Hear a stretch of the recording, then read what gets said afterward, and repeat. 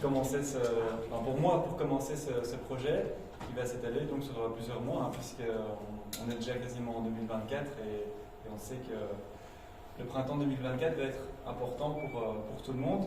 Donc je suis chercheur, ça c'est mon métier. Chercheur, ça veut dire que je me pose des questions scientifiques, et j'essaie d'y répondre avec des outils mathématiques, avec de l'informatique, avec des statistiques. Et ce que je fais, c'est que je travaille donc je suis payé par le Fonds national de la recherche scientifique, qui est un peu la source principale de financement pour les chercheurs dans la partie francophone du pays. Et je suis rattaché à l'UC Louvain, à Louvain-la-Neuve. Et au quotidien, je travaille sur des questions liées à la prévision du climat, mais au-delà des échelles météorologiques. Vous savez, quand vous ouvrez un journal, vous avez les prévisions de bulletins météo pour le lendemain. Moi, ce que j'essaie de faire, c'est de voir si on peut améliorer les prévisions en allant bien au-delà de quelques jours et prédire ce qui pourrait se passer le mois suivant, l'année suivante, voire la décennie suivante. On est vraiment entre ce qu'on appelle les prévisions météo et les projections climatiques.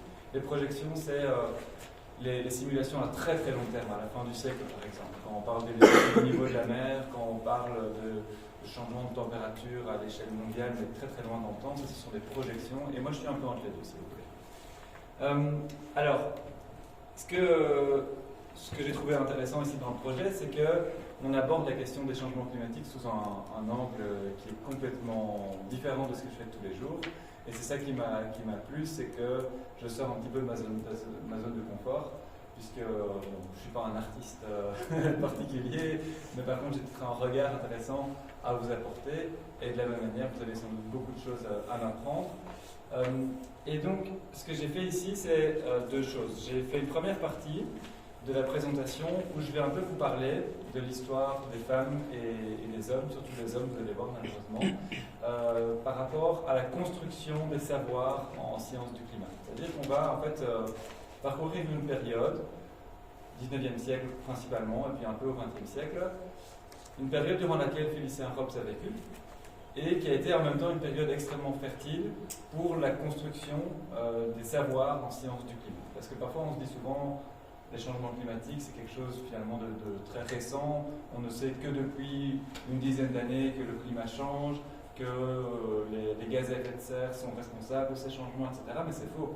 Vous allez vite voir que on sait depuis au moins 200 ans que le climat est gouverné par l'évolution, par exemple, des gaz à effet de serre. Donc on va faire en fait pendant la première partie, on va suivre l'histoire de personnes et des grandes découvertes qui ont permis d'arriver aujourd'hui à cette connaissance scientifique. Alors vous allez me dire pourquoi est-ce qu'on fait ça? Pour moi, il y a deux raisons. La première, c'est de vous dire si Félicien Rops avait pu rencontrer Joseph Fourier, Eunice Foote, qui sont des gens dont on va parler, Svante Arrhenius. Et vous savez que Félicien, il a énormément voyagé en Europe, même hors de l'Europe. Il a été en Suède, où vivait Arrhenius, dont on va parler. Il a été en France, où vivait Fourier. Donc il aurait pu en fait rencontrer ces personnalités et déjà s'entretenir avec elles pour parler de ce que ces climatologues avant-gardistes faisaient. Donc ça, c'était une première dimension qui m'intéressait, c'est de se dire qu'est-ce qui se serait passé si Rops avait poussé la porte de ces scientifiques. L'autre chose qui m'intéresse, c'est beaucoup plus profond, c'est l'idée que aujourd'hui, en fait, je ne sais pas s'il y en a qui sont sur les réseaux sociaux, j'imagine que oui. Je ne sais pas si vous voyez dans votre fil du réseau social que vous utilisez, mais il y a de plus en plus de discours qui sont des discours opposés les uns aux autres, c'est-à-dire des discours avec pour ou contre le nucléaire, ou pour ou contre les voitures électriques, voilà. Et tout ça, ça ne vient pas de nulle part. On est en train d'arriver dans un monde assez particulier où on est en train de mettre sur le même pied des connaissances scientifiques d'un côté et des opinions ou des croyances qui sont propres à chacun d'entre nous. Bonjour. Donc, on est en train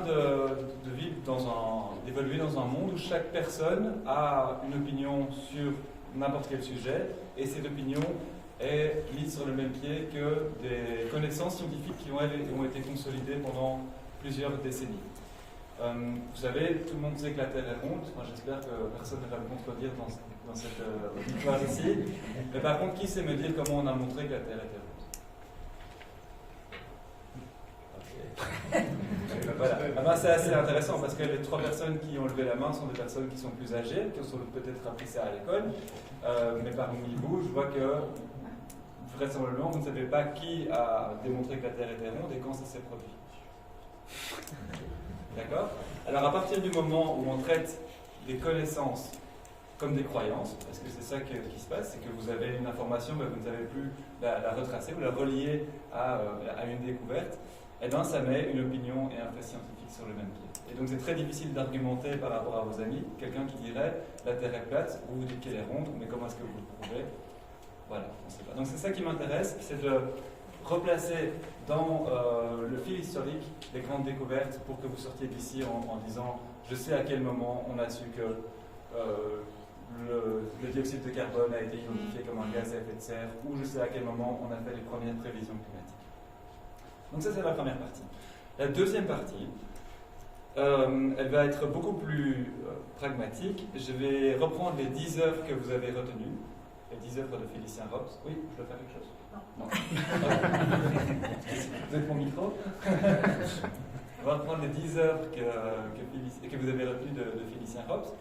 Et j'ai essayé de nourrir un petit peu, je vais essayer de nourrir un petit peu votre imaginaire, même je suis sûr qu'il est extrêmement fertile, en apportant sur chaque tableau des éléments factuels basés sur des connaissances scientifiques ou sur des technologies existantes qui pourraient venir alimenter une version mise à jour de ce tableau, puisque c'est ça l'objectif à la fin, c'est de créer une version, une V2 des tableaux en question, et qui pourrait nourrir cet imaginaire.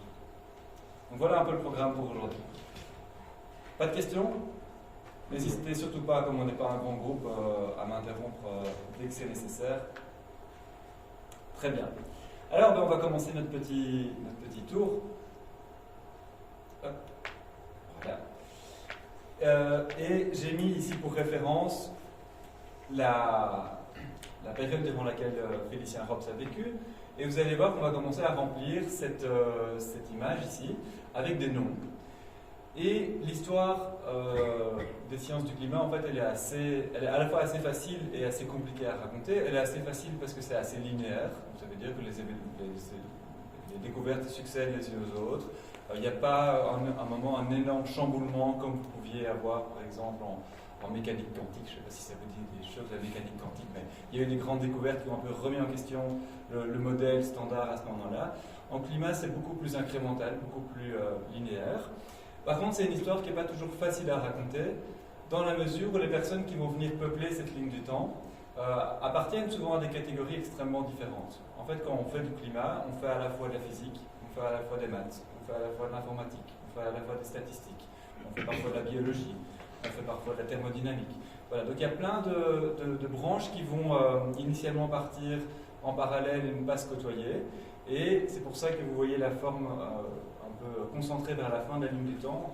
À la fin, tout ça va se mettre ensemble et donner naissance aux outils qu'on utilise aujourd'hui pour s'adapter à ces fameux changements climatiques.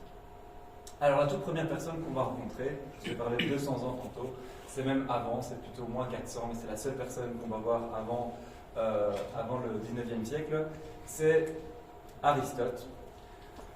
Aristote, qui était donc un grec, que vous voyez ici, qui était le disciple de Platon. Donc Platon était le maître d'Aristote. Et j'ai repris ici une illustration qui est assez bien faite, que vous pouvez trouver dans un livre de Luc de Brabander, un livre que je recommande, sur la philosophie aristotélicienne ou de Platon. Et ce qu'il faut retenir avec Aristote, c'est que c'était quelqu'un qui observait énormément le monde qui l'entourait. Donc il était sans cesse en train de regarder autour de lui. Et il aimait classer les choses, il aimait les regrouper par catégorie. Il aimait partir de l'observation pour faire cette théorie. C'était quelqu'un qui était extrêmement sensible au monde qui l'entourait.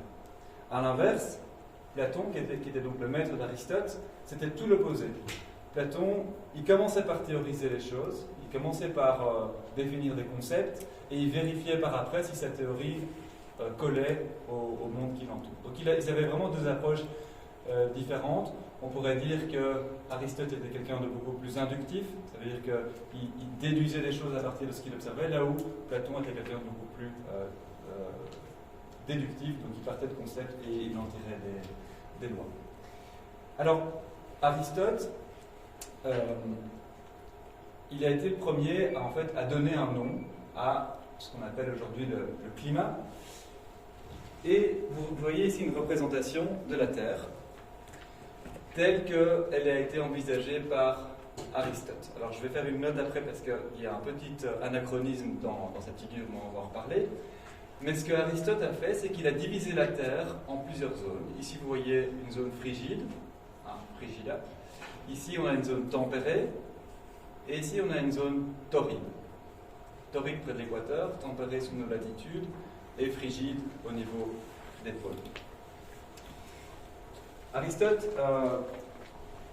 il voyageait, il avait des connaissances, et il avait remarqué quelque chose d'extrêmement important, puisque j'ai bien expliqué que c'était quelqu'un qui observait énormément.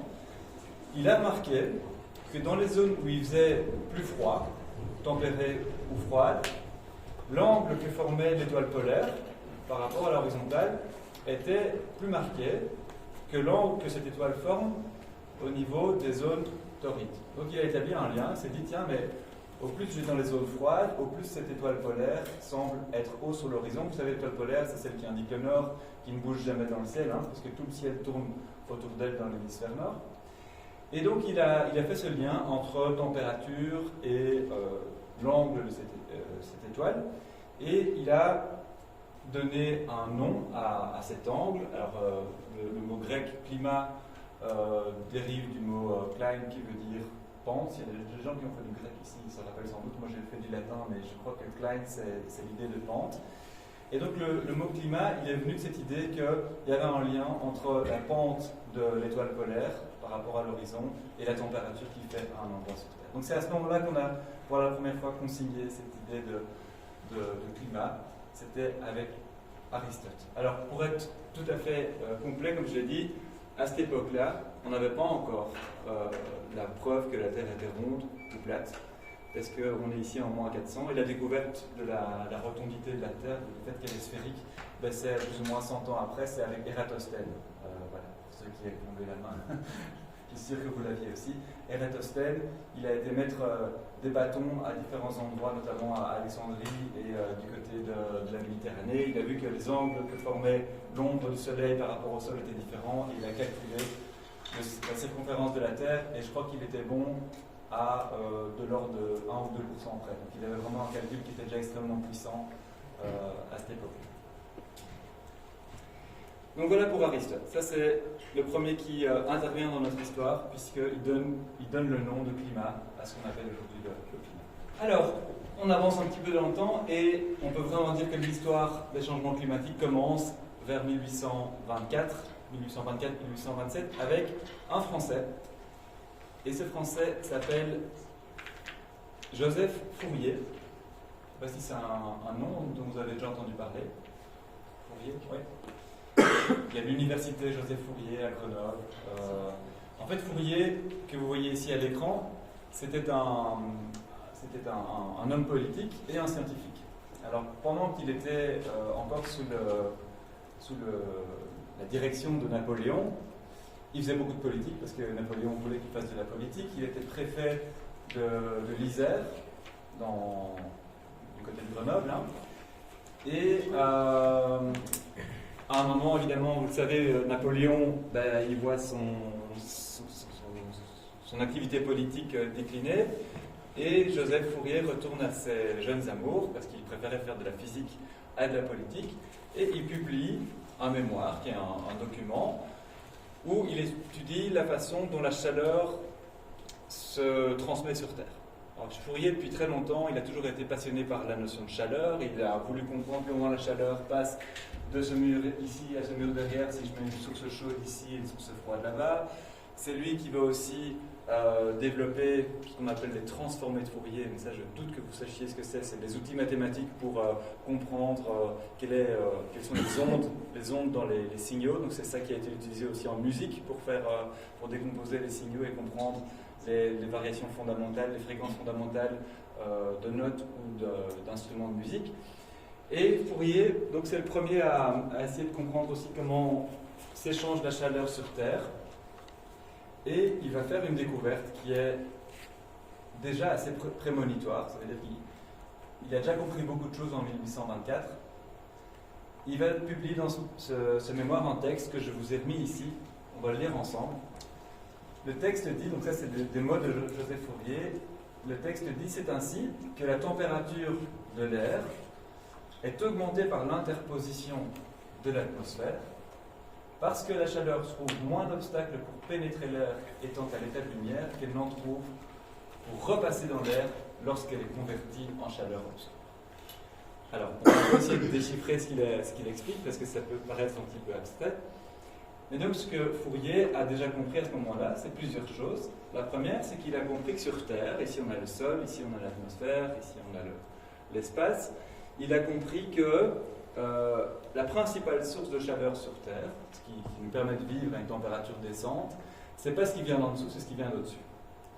Et ce qui vient d'au-dessus, c'est simplement le rayonnement solaire. Donc ça, vous devez savoir que la source principale d'énergie sur Terre, c'est le soleil. Alors, vous le saviez sans doute, mais ce qui vient de ce qu'on appelle la géothermie, c'est-à-dire par en dessous, c'est négligeable. Donc ça, il a compris, première chose. Deuxième chose, il a compris que le sol, il va avoir une certaine température, il va aussi commencer à émettre un rayonnement. Donc le soleil émet un rayonnement, c'est le jaune, mais le sol, il émet aussi un rayonnement, c'est le rouge. Et dernière chose, il a compris que la présence de l'atmosphère, que vous voyez ici en bleu, a un effet sur ce rayonnement et qu'elle va en fait piéger une partie du rayonnement qui est émis par le sol. Donc il va sortir un tout petit peu moins de rayonnement au sommet de l'atmosphère que ce qui est parti du sol. Et en conséquence, comme l'atmosphère va garder un peu de rayonnement pour elle, eh ben elle va commencer à chauffer. Donc Fourier, en fait, il a identifié ce qu'on appelle aujourd'hui l'effet de serre, qui nous maintient à la température vivable et qui est en même temps la cause des changements climatiques à la grande échelle qu'on est en train d'observer. Et dans cette phrase, qui était certes un petit peu approximative, on pourrait la critiquer, mais ça date quand même il y a 200 ans, il avait déjà tous les éléments importants. Voilà, donc on est en 1827, de mémoire, Félicien Rops, c'est 1833, sa naissance, c'est ça? Donc voilà, 5 ans, quand il est né, la théorie de Fourier avait 5 ans, et donc c'est pour ça que je dis qu'on pourrait imaginer que quand Rops avait quelques 10-20 ans, peut-être qu'il aurait pu aller pousser à la porte de chez Fourier et lui parler, même si c'est toujours compliqué à vivre avec des si, mais on peut imaginer les choses.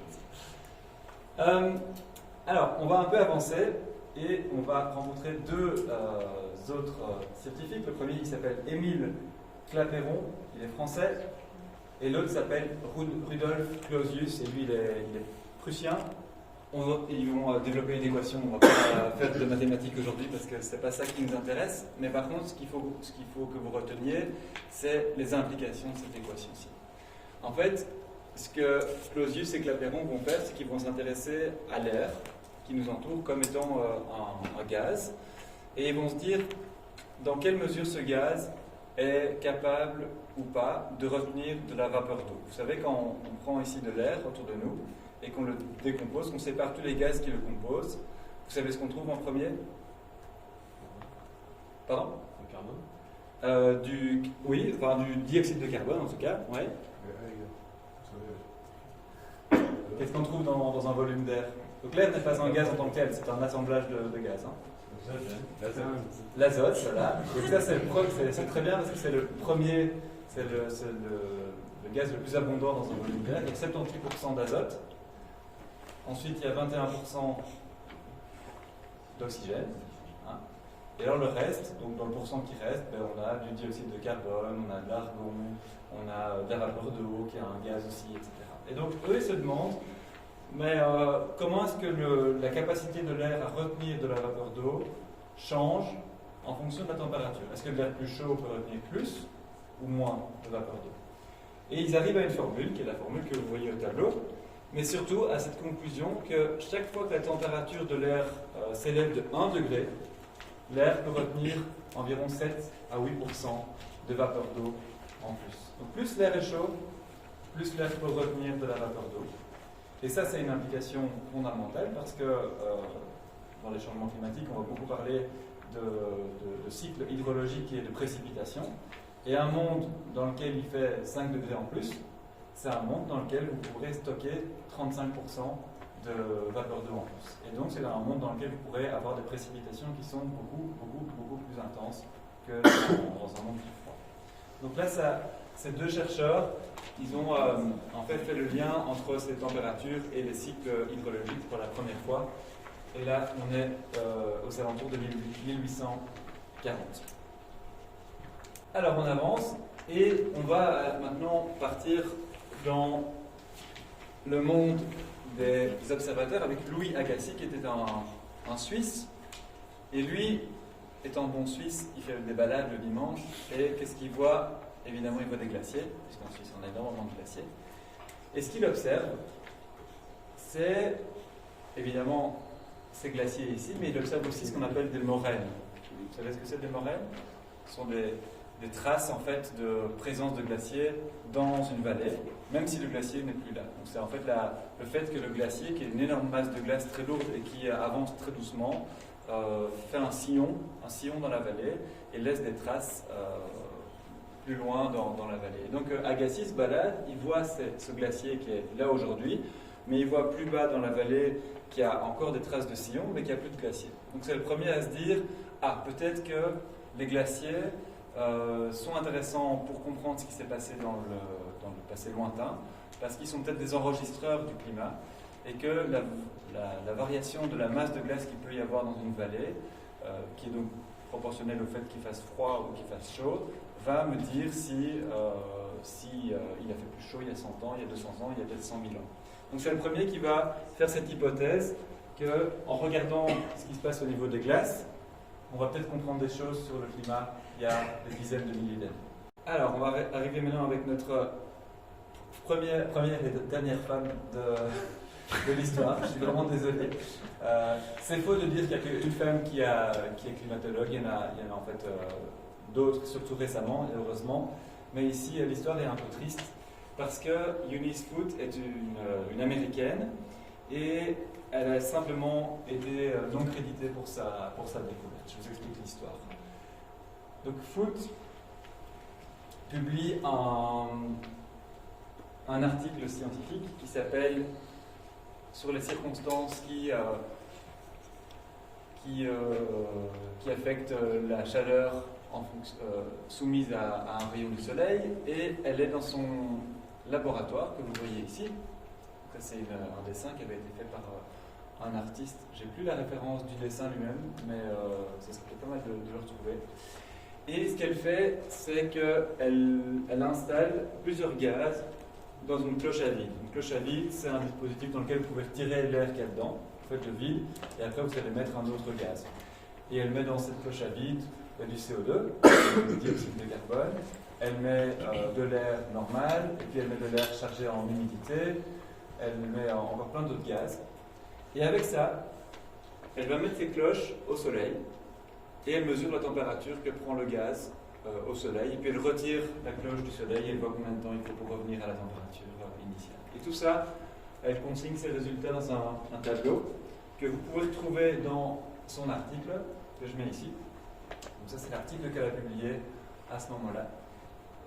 Et vous voyez à gauche, à droite, dans l'ombre au soleil, dans l'ombre au soleil, dans de l'air normal ou de l'air ou bien du gaz carbonique. Gaz carbonique, dioxyde de carbone, c'est la même chose.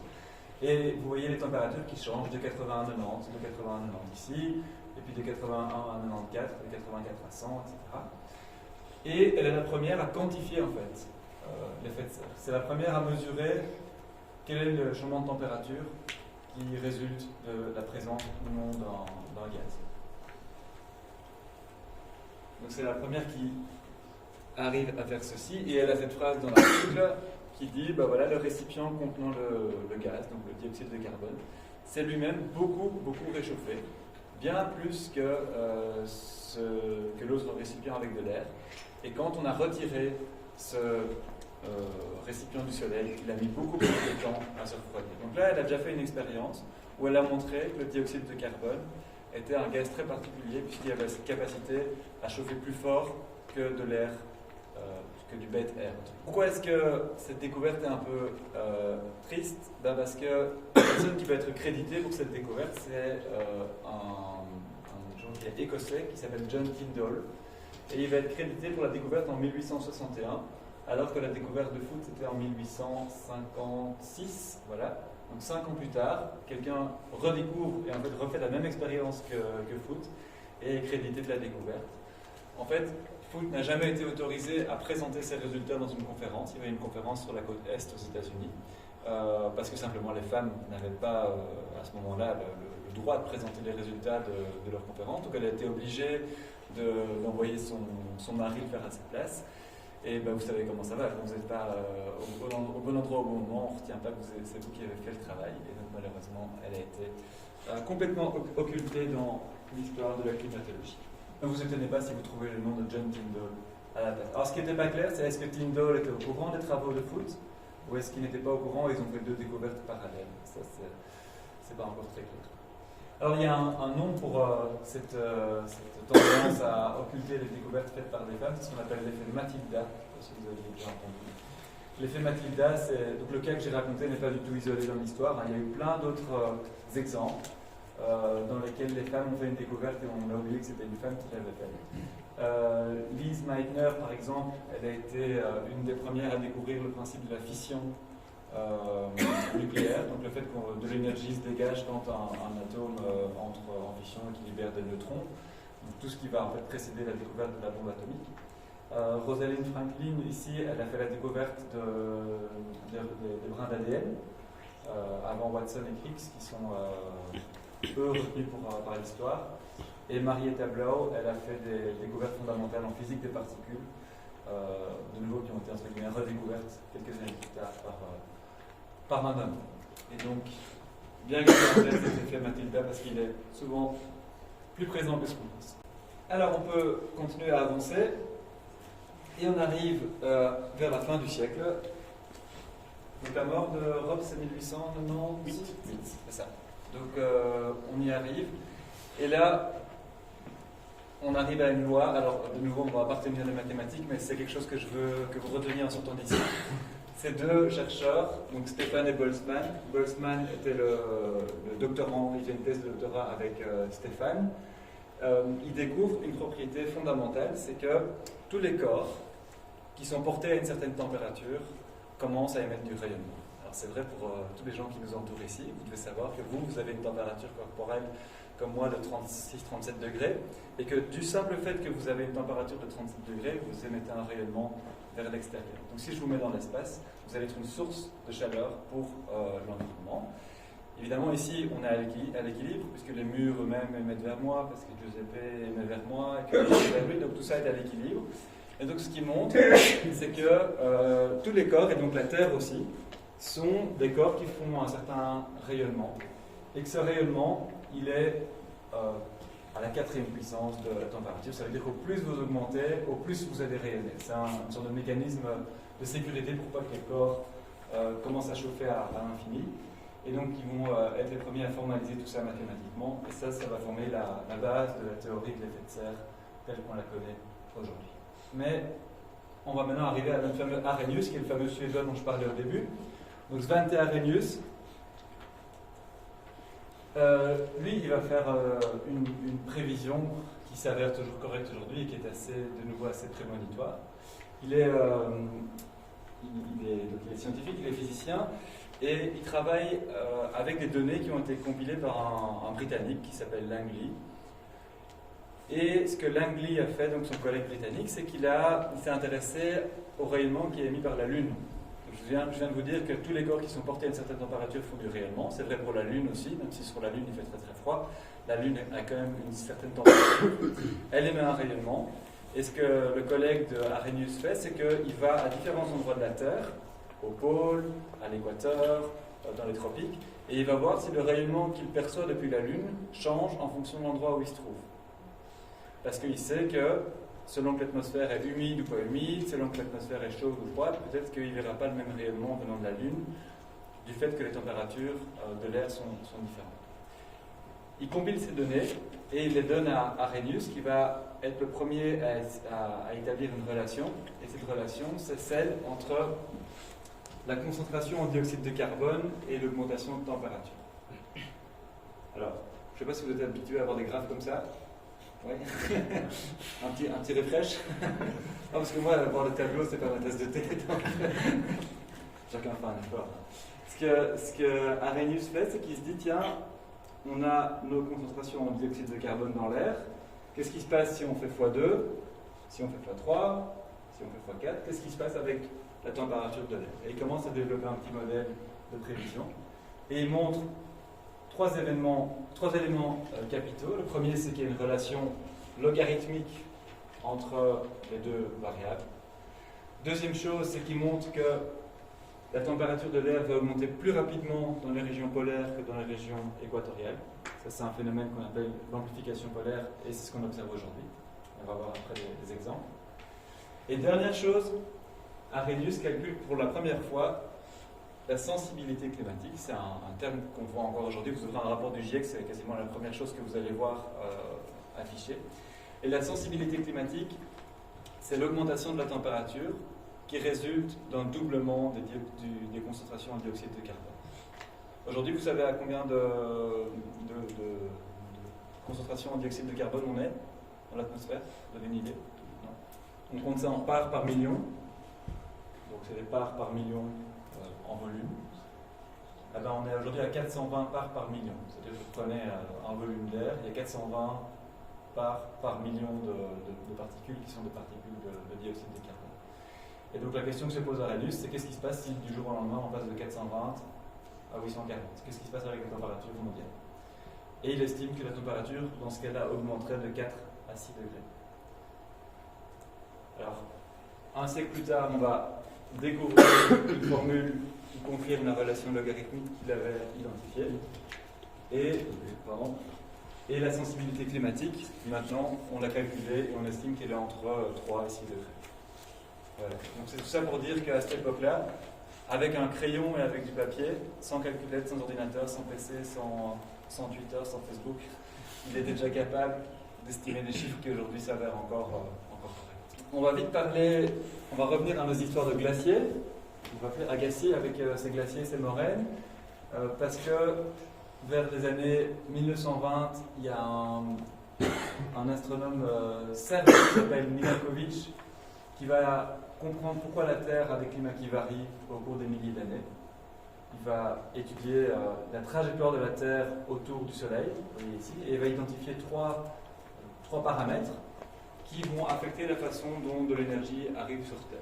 Premier paramètre, c'est ce qu'on appelle l'excentricité, donc c'est la forme de l'orbite de la Terre autour du Soleil. Si vous avez une ellipse ou un cercle, vous n'allez pas recevoir la même quantité d'énergie sur Terre en moyenne. Deuxième chose, il va regarder ce qu'on appelle l'obliquité. Vous savez que la Terre, dans le plan dans lequel elle tourne autour du Soleil, elle est un peu inclinée, c'est pour ça qu'on a des saisons. Et parfois cet angle change. Donc il y a des variations de l'angle avec lequel elle est inclinée par rapport à l'horizontale. Et le troisième, c'est la précession. Vous voyez quand vous faites tourner une toupie, et qu'à la fin la toupie commence à s'affaiblir, elle commence à tourner autour de son axe comme ça. Voilà, ça c'est la précession. La Terre c'est un peu comme une toupie, et à la fin ça commence à gondoler, à tourner un petit peu. Et donc il voit que ces trois paramètres peuvent expliquer pourquoi on a des cycles glaciaires et interglaciaires. Par exemple, aujourd'hui on est dans une phase interglaciaire, heureusement, parce que sinon on aurait très froid. Mais il y a 120 000 ans, on entrait dans une phase glaciaire qui a duré environ 118 000 ans pour le coup. On a eu il y a 20 000 ans un maximum glaciaire. Donc il y a 20 000 ans, on avait de la glace qui est descendue jusqu'en Europe, qui arrivait au niveau du Danemark et des Pays-Bas. Toute l'Amérique du Nord était recouverte par une énorme calotte de glace. Le niveau des mers était plus bas qu'aujourd'hui puisque cette glace, c'est de l'eau qui a gelé, donc il fallait que cette eau soit ailleurs. Est-ce que vous savez quel était le niveau de l'eau il y a 21 milliers d'années, 20 000 ans? le niveau de l'eau de la mer. Par rapport à aujourd'hui, il était plus bas de combien? De 5 cm? De 1 mètre? Plus? 3 mètres? Ouais. Voilà, le niveau de la mer était 120 mètres plus bas qu'aujourd'hui. Donc il y a 21 000 ans, le niveau de la mer était 120 mètres plus bas qu'aujourd'hui. Ce qui veut dire qu'on pouvait passer au Royaume-Uni, on pouvait traverser la Manche à pied. Pour vous donner un peu l'idée des changements.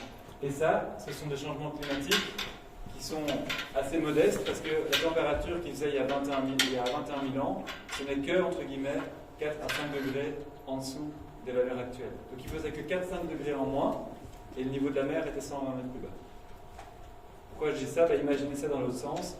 S'il y a 4 ou 5 degrés en plus, qu'est-ce que ça peut avoir comme conséquence sur le terme du paysage, en termes de paysage, en termes de distribution des caractéristiques au niveau de la planète? Alors on peut avancer maintenant avec Calendar. Alors Calendar, c'est un Britannique et lui il va de nouveau faire une prévision qui va s'avérer être assez épatante.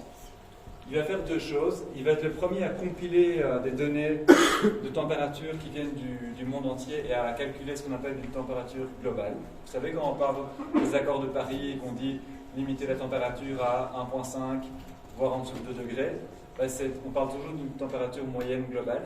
Et ce qu'a fait Calendar, c'est qu'il a été le premier à calculer des températures moyennes sur base de mesures de stations météo qui sont disséminées dans le monde entier.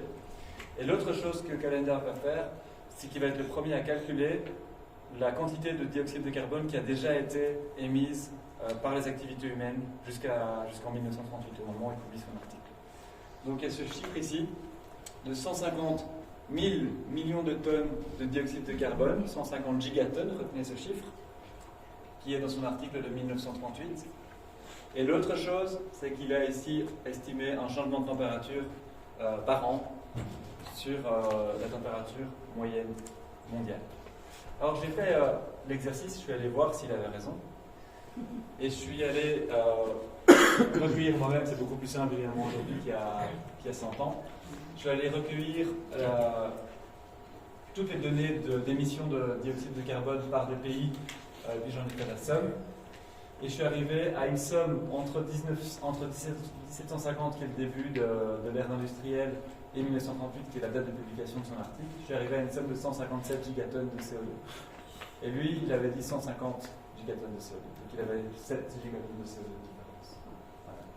De nouveau, pour vous expliquer que ces gens étaient très rigoureux et avaient déjà en fait énormément d'informations par rapport à ce qui se passait à ce moment-là. L'autre chose que j'ai faite, c'est que j'ai repris sa figure, ça c'est ma figure, mais après je vous montre sa figure d'évolution des températures, et je suis allé voir si le chiffre qu'il donne de 0,003 degrés par an est correct. Alors regardez ici, ça c'est l'évolution dans le temps des températures moyennes mondiales, que vous pouvez retrouver facilement sur Internet. Nous on est ici en 2023. Eh bien, sur la période qui l'intéressait dans son article, j'ai calculé ce qu'on appelle la tendance, c'est-à-dire l'évolution sur cette période-là de la température, et je suis à 0,04 degrés par an. J'étais à 0,03. Dernière chose que Calendar a faite, qui est assez remarquable, c'est qu'il a été le premier à faire une étude qu'on appelle d'attribution. L'attribution, c'est quand on a une évolution de température dans le temps, c'est d'essayer de décomposer le signal de température et de l'expliquer avec des causes. Qu'est-ce qui est dû à une partie naturelle? Qu'est-ce qui est dû à du dioxyde de carbone?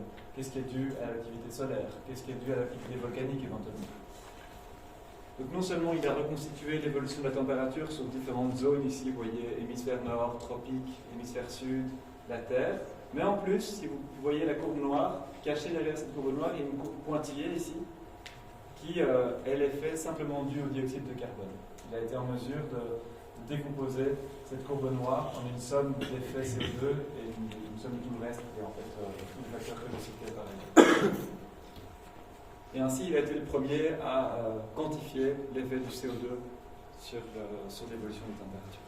Alors la guerre arrive, et avec la guerre, on a évidemment une pause dans les recherches en sciences du climat, mais s'il y a une chose qui est positive, je ne sais pas si ce mot est très bien choisi, mais qui est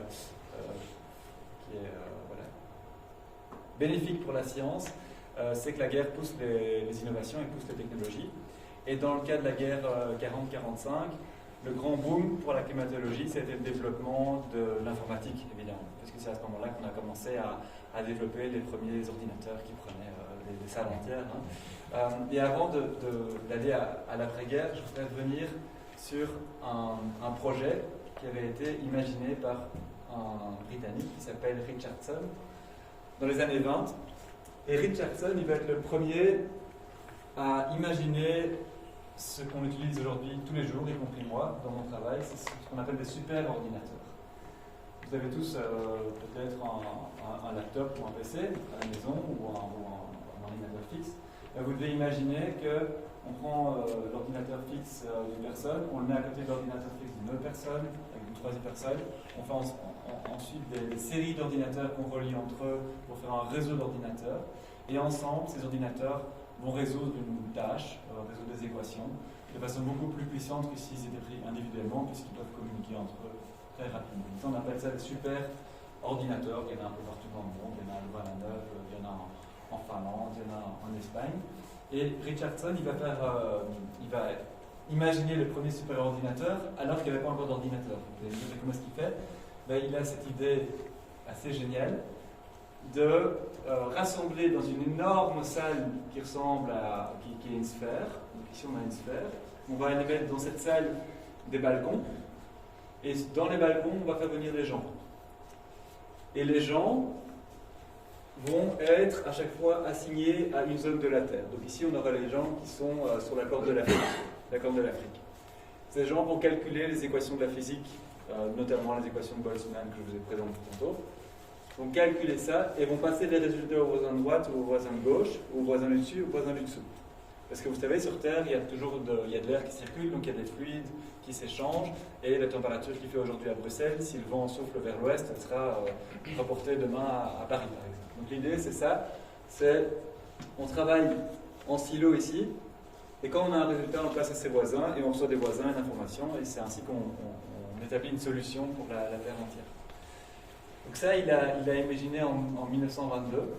Et en fait, c'est ce qu'aujourd'hui on fait avec ces fameux super-ordinateurs, puisque maintenant, vous remplacez simplement les balcons par un ordinateur, et les ordinateurs font les calculs et les passent ensuite à leurs voisins. Donc c'est vraiment, je trouve que ça valait la peine de signaler cette vision complètement géniale de quelque chose qui aujourd'hui est formalisé et sert à faire des calculs qui ne peuvent pas être faits par les humains parce que ça prendrait un peu de temps.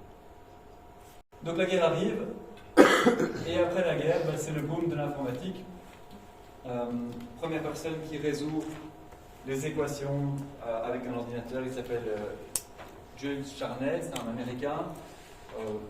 Ici c'est plus anecdotique, mais je vous raconte quand même que cette équation qu'il a résolue, c'est une équation qu'on résout encore aujourd'hui dans les cours que moi je donne à l'UC Louvain. Donc je demande à mes étudiants de reprendre l'article de Charney en 1950 et de résoudre l'équation. Et alors ils arrivent, quand ils réussissent le projet, ils arrivent avec ceci, vous voyez, c'est le sigle du cours, c'est le cours ELPHIS 2163, et je leur demande de résoudre l'évolution d'un fluide, et vous voyez, ça recommence, vous voyez que ce fluide se déforme, voilà, hop, et ça fait des ondes, et ces ondes, c'est un peu les ondes qui nous apportent la météo qu'on a ces derniers jours, notamment avec des périodes de sec et des périodes de pluie et des périodes de sec, donc c'est un peu ça qui fait le climat des moyennes latitudes, c'est ce qu'on appelle l'équation de la conservation de la vorticité baroque.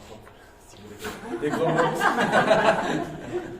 Et tout ça pour vous dire que déjà en 1950, on avait compris ce qui contrôle la météo à nos latitudes et en quoi ça pourrait changer dans un monde plus chaud. Alors ici, on arrive en 1963 avec celui qu'on nomme volontiers comme étant le père de la météorologie, c'est Edward Lorenz. Est-ce que ça vous dit quelque chose, l'effet papillon? Oui. Oui, voilà. Qu'est-ce que c'est? La chanson de... Comment ça s'appelle? Donc l'idée, l'effet papillon, c'est petite cause, grande conséquence, ouais. Hein, c'est ça, la chanson. Et ce que Lorenz a fait, c'est une histoire assez marrante aussi, Donc, il travaille avec un ordinateur qui s'appelle le Royal MapBee. C'est un ordinateur, je ne sais pas s'il y a des gens qui ont travaillé avec des ordinateurs, avec des cartes perforées. Ici, vous avez quelque chose. Donc à l'époque, on travaillait avec ce genre d'ordinateur-là, qui était évidemment des centaines de fois moins puissant qu'un PC.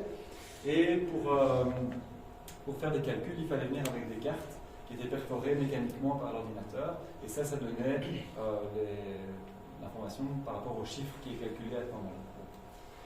Lorenz, ce qu'il fait, c'est qu'il travaille avec cet ordinateur-là en 1963 et il résout les équations de la météo. Donc il essaie de faire des prévisions météo. Et à un moment, il parvient à faire une prévision qui dure 10 jours. Donc du jour 1 au jour 10. Et il obtient une température pour le jour 10. Il se dit, je vais quand même, en tant que bon scientifique, faire un test qu'on appelle un test de reproductibilité. Je vais prendre l'état de mon système au jour 5 et je vais juste refaire la branche de 5 à 10 pour voir si je retombe bien sur l'état au jour 10. Donc il reprend ses fiches perforées au jour 5, il les remet dans sa machine, il va prendre un café, l'histoire est vraie, il va prendre un café, il revient et il voit que la solution au jour 10 qu'il obtient en ayant recommencé au jour 5 et pas au jour 1, la solution est différente. Donc il a un résultat qui est différent de ce qu'il a fait s'il part du jour 1. Il réessaye plusieurs fois, il a toujours le même problème, il ne parvient pas à reproduire sa propre prévision.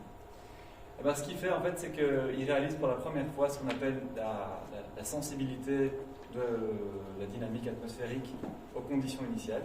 Parce qu'en fait, quand il a repris son état au jour 5, il a repris ses fiches, mais ces fiches ne sauvent que 3 chiffres derrière la virgule par rapport à 6 pour le système de l'ordinateur. Et donc, il a été obligé de tronquer l'état initial de son système. Il a donné à l'ordinateur une information qui était légèrement incorrecte par rapport à ce qu'il aurait fallu pour avoir une reproductibilité parfaite. Et du fait qu'il y avait une toute petite différence au début, cette différence s'est aggravée et l'erreur s'est propagée jusqu'au jour 10. Et aujourd'hui, ce qu'on comprend du système météo, c'est la même chose, c'est que, imaginez maintenant qu'on sépare, on prend la Terre telle qu'elle est aujourd'hui, on en fait une copie et on fait évoluer le temps dans les 2 planètes parallèles. Si vous avez exactement les mêmes conditions initiales, vous aurez exactement la même météo dans 15 jours, sur les 2 planètes virtuelles. Mais si dans la planète de droite, on claque des doigts à un endroit où on change un tout petit peu un paramètre, il se pourrait que dans 15 jours, il fasse beau à droite et qu'il fasse mauvais à gauche. Voilà, c'est une expérience de pensée assez particulière. Et donc, Lorenz a découvert cette idée que quand vous faites de la prévision dans le temps ici, vous faites la prévision d'un signal gris par exemple dans le temps et vous partez des bonnes conditions initiales pile poil dessus, alors vous produisez de toute façon déterministe, c'est-à-dire que tout est déterminé. Par contre, le déterminisme n'empêche pas que votre solution soit sensible aux conditions initiales. Et si vous partez avec la courbe rouge juste à côté de la valeur grise, au début ça va coller, mais à un moment ça va commencer à diverger et on va terminer après 30 jours dans un état qui est complètement différent. Donc ça pose quelque part un peu une limite à la prévisibilité de l'atmosphère dans le temps. Et là, on est en 1963.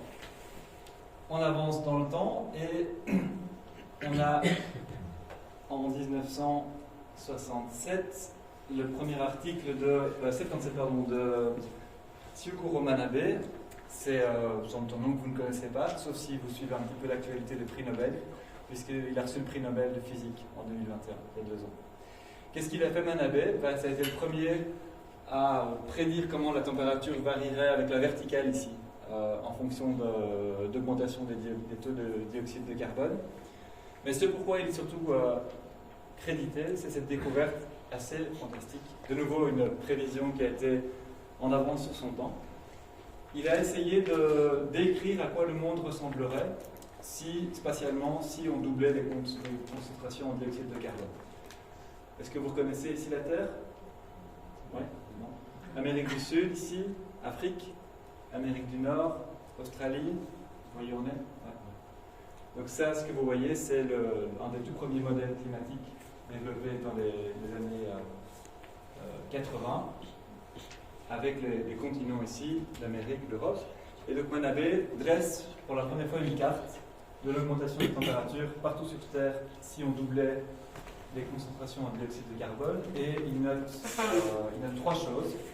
D'abord, il note, vous le voyez bien, que toute la Terre va se réchauffer, parce qu'il y a du jaune partout, donc la température va augmenter partout sur Terre, c'est la première chose. Deuxième chose, il note que la température va augmenter plus vite sur les continents que sur les océans. Est-ce que quelqu'un pense savoir pourquoi? L'inertie thermique. Voilà, parce que la Terre, le sol a beaucoup moins d'inertie thermique que l'eau. C'est-à-dire que pour la même quantité d'énergie que vous mettez à du sol ou à de l'eau, l'eau va prendre plus de temps à convertir cette chaleur en augmentation de température. Très bien. Et dernière chose, il observe cette fameuse amplification polaire en Arctique. Les températures les plus élevées dans son modèle se situent au niveau des régions polaires. Ça, on est en 1989. Avec le temps qui avance, à un moment, on est capable de vérifier si sa prévision est correcte. Donc ça, c'est fait en 1989. Et voilà la carte. La carte qui a été réalisée il y a 4 ans par en fait, le même chercheur et son collègue.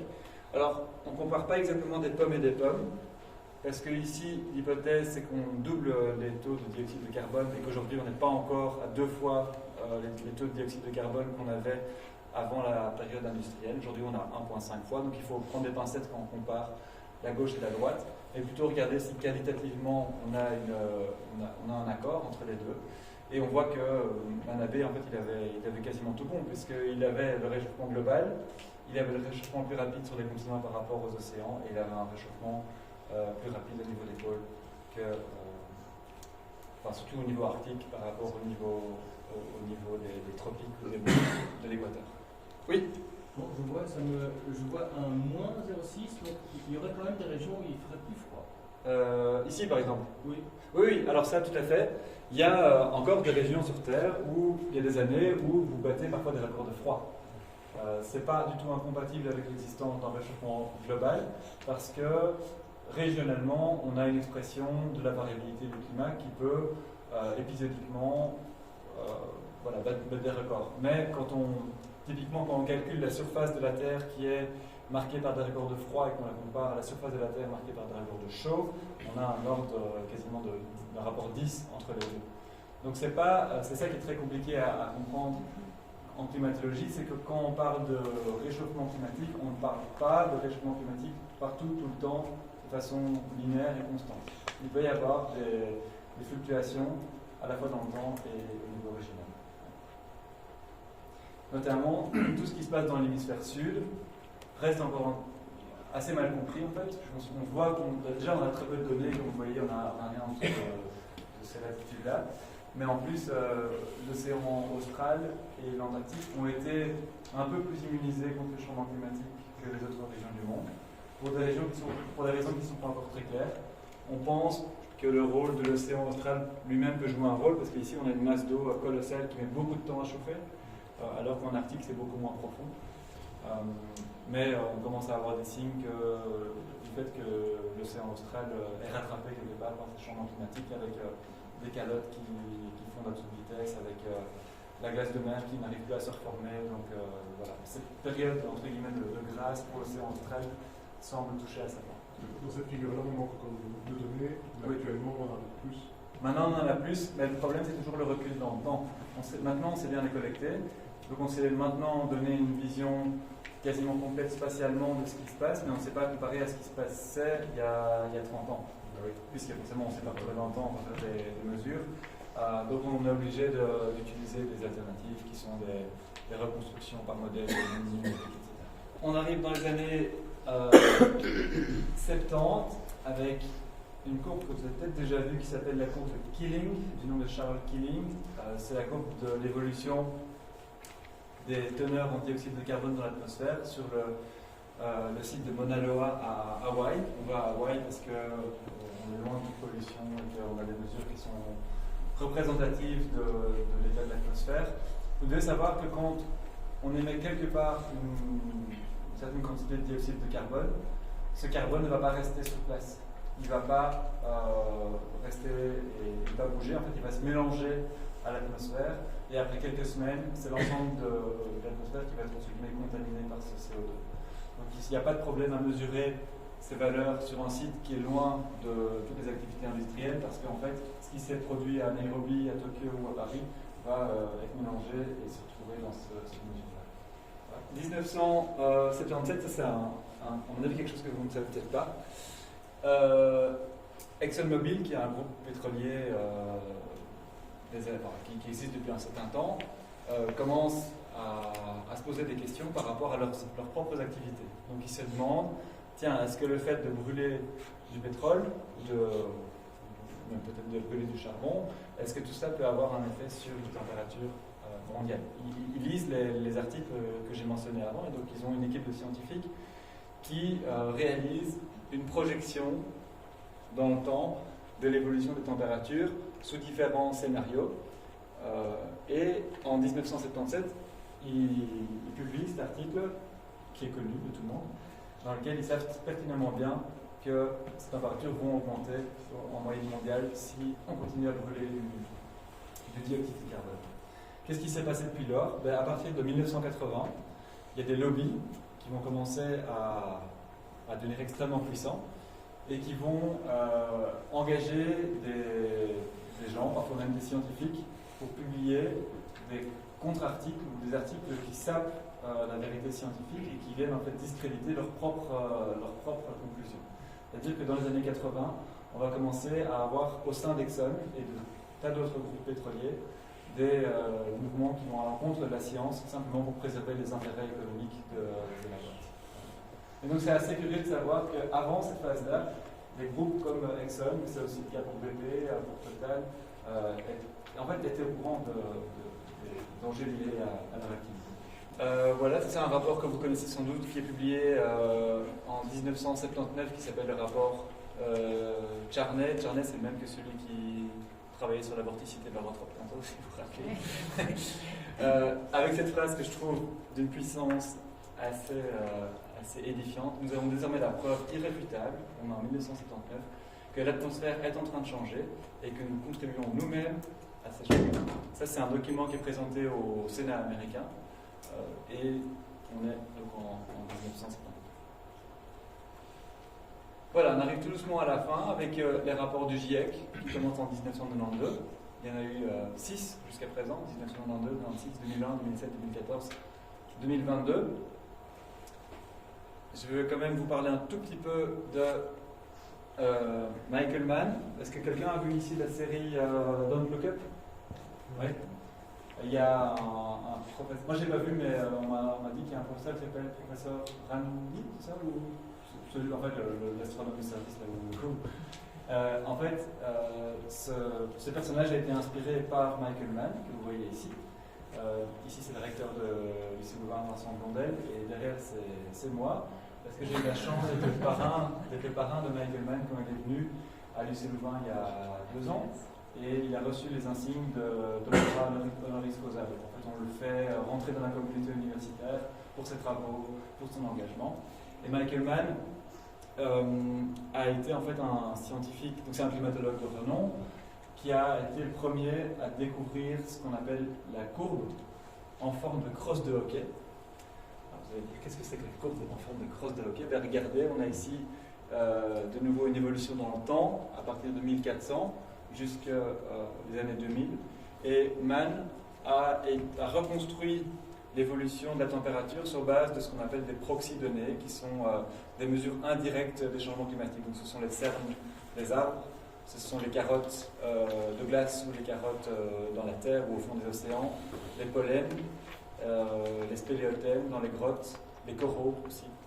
Et il a fait un peu le même travail que ce qu'avait fait Calendar, vous vous rappelez, avec la température, mais lui il l'a fait sur base de proxy-données. Et ce qu'il a montré, c'est que certes, le climat varie au cours du temps, en raison de causes naturelles, puisqu'avant 1700, clairement, l'homme avait très peu d'influence sur le climat. Mais il montre que le XXe siècle est marqué par un réchauffement très rapide, avec des taux, donc des changements par rapport au temps, des taux qui sont au moins 10 fois plus grands que les taux de variabilité naturelle. Ici, on gagne grosso modo 1 degré par siècle, là où on gagne 0,1 degré par siècle de façon purement naturelle. Alors ça, c'est en 1998, ça lui attire énormément d'ennui, parce que des gens commencent à vouloir saper son travail. Il est attaqué personnellement, il est menacé de mort, menacé par sa famille, menacé de mort, toutes les joyeusetés qu'on peut imaginer. Et en fait, il a tenu bon. Et aujourd'hui, il est reconnu comme étant une des personnes ayant été les plus influentes pour la prise de conscience des enjeux climatiques. Et c'est pour ça qu'on lui accordait ce titre de doctorat honoris causa. C'était l'époque du film de Al Gore. Al Gore, c'est 2006-2007, je pense. Ah, ouais. Et c'était, oui, mais en fait, la décennie 2000-2015 a été, 2000-2010 et puis les 5 années qui suivi ont été extrêmement entachées, entre guillemets, de ces guerres d'influence, en fait, entre les scientifiques d'un côté et les climato-sceptiques de l'autre. Il y a eu, notamment en 2009, après la COP à Copenhague, il y a eu une fuite d'emails, enfin, il y a eu un piratage de boîtes email par des externes sur des climatologues dont Michael Mann, et ils ont fait dire à des emails des choses que les emails ne disaient pas, en essayant de montrer que les scientifiques bidouillaient les données ou trafiquaient les données pour arriver à leur conclusion. Donc, il y a eu plein de manœuvres dans tous les sens. Trump avant l'heure. Oui, du Trump avant l'heure, exactement. Et alors on pensait qu'on était maintenant immunisé par rapport à tout ça, mais en fait on y revient, on revient sans arrêt. Voilà, et alors pour terminer, je ne sais pas si l'ordinateur n'est pas connecté à Internet. Peut-être bien, oui. On peut essayer, mais sinon c'est pas super important. C'est un film qui... Non, c'est pas grave. C'était pour vous dire un peu vers où est-ce qu'on va maintenant. On travaille sur ce qu'on appelle des jumeaux digitaux, donc ce sont des copies de la Terre avec des modèles numériques et qui ont pour but de représenter les courants océaniques ou les courants au niveau de l'Europe. Eh bien, on va parcourir ces 10 œuvres de façon séquentielle et à chaque fois je vais essayer de vous donner un ou deux éléments d'accroche sur lesquels on peut à mon avis travailler pour voir ce que pourrait être cette œuvre dans le futur, au final. Et donc on va commencer avec la marine en Suède. La Suède, je l'ai mentionné 2 fois aujourd'hui, la Suède est dans une région du monde qui subit des hausses de température plus rapides que le reste du monde. C'est ce qu'on appelle le phénomène d'amplification polaire. Alors, c'est bien documenté dans plusieurs documents, dont cet article ici que je vous mets, pour lequel je mets une image, où vous voyez en anglais ici la tendance de température, l'augmentation de température en degrés par décennie. Et ici, c'est le rapport entre l'augmentation de la température et la valeur moyenne. Donc, dès que c'est rouge, ça veut dire que ça va plus vite que la moyenne, et si c'est bleu, ça va moins vite que la moyenne. Et donc, on regarde un petit peu la Suède, ici, et on s'intéresse aux valeurs, on voit que ça augmente de 2 à 3 fois plus vite que le reste du globe. Et donc ça me semblait intéressant d'explorer ce premier aspect, c'est de dire qu'il risque de faire plus chaud que dans le reste du monde là-bas, ça risque d'augmenter plus rapidement, première chose. L'autre chose qui m'a semblé intéressante, c'est cette idée que la Suède va devenir, sans doute, ou est déjà en fait, une zone dans laquelle on va extraire énormément de minerais et de métaux pour la fabrication de batteries. Parce que c'est une région qui recèle énormément de mines. Et si l'Europe veut rester souveraine par rapport à ses propres métaux rares et à sa propre construction de batteries, il ne va toujours dépendre de la Chine. On peut imaginer dans un futur proche qu'elle commence à organiser de façon plus systématique des approvisionnements de métaux rares depuis la Suède jusque dans les autres zones d'Europe. Alors je suis allé voir un petit peu où avait voyagé Félicien Rops lors de son voyage en Scandinavie. Toutes les étoiles que vous voyez ici sont les endroits où ils sont passés, d'après les informations que j'ai recueillies et reçues. Et j'ai croisé cette carte avec une carte des mines en Suède.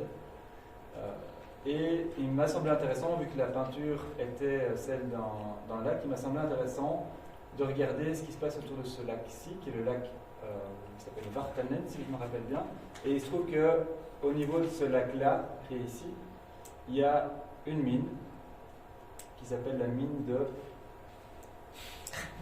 un nom suédois, Oui. vous verrez.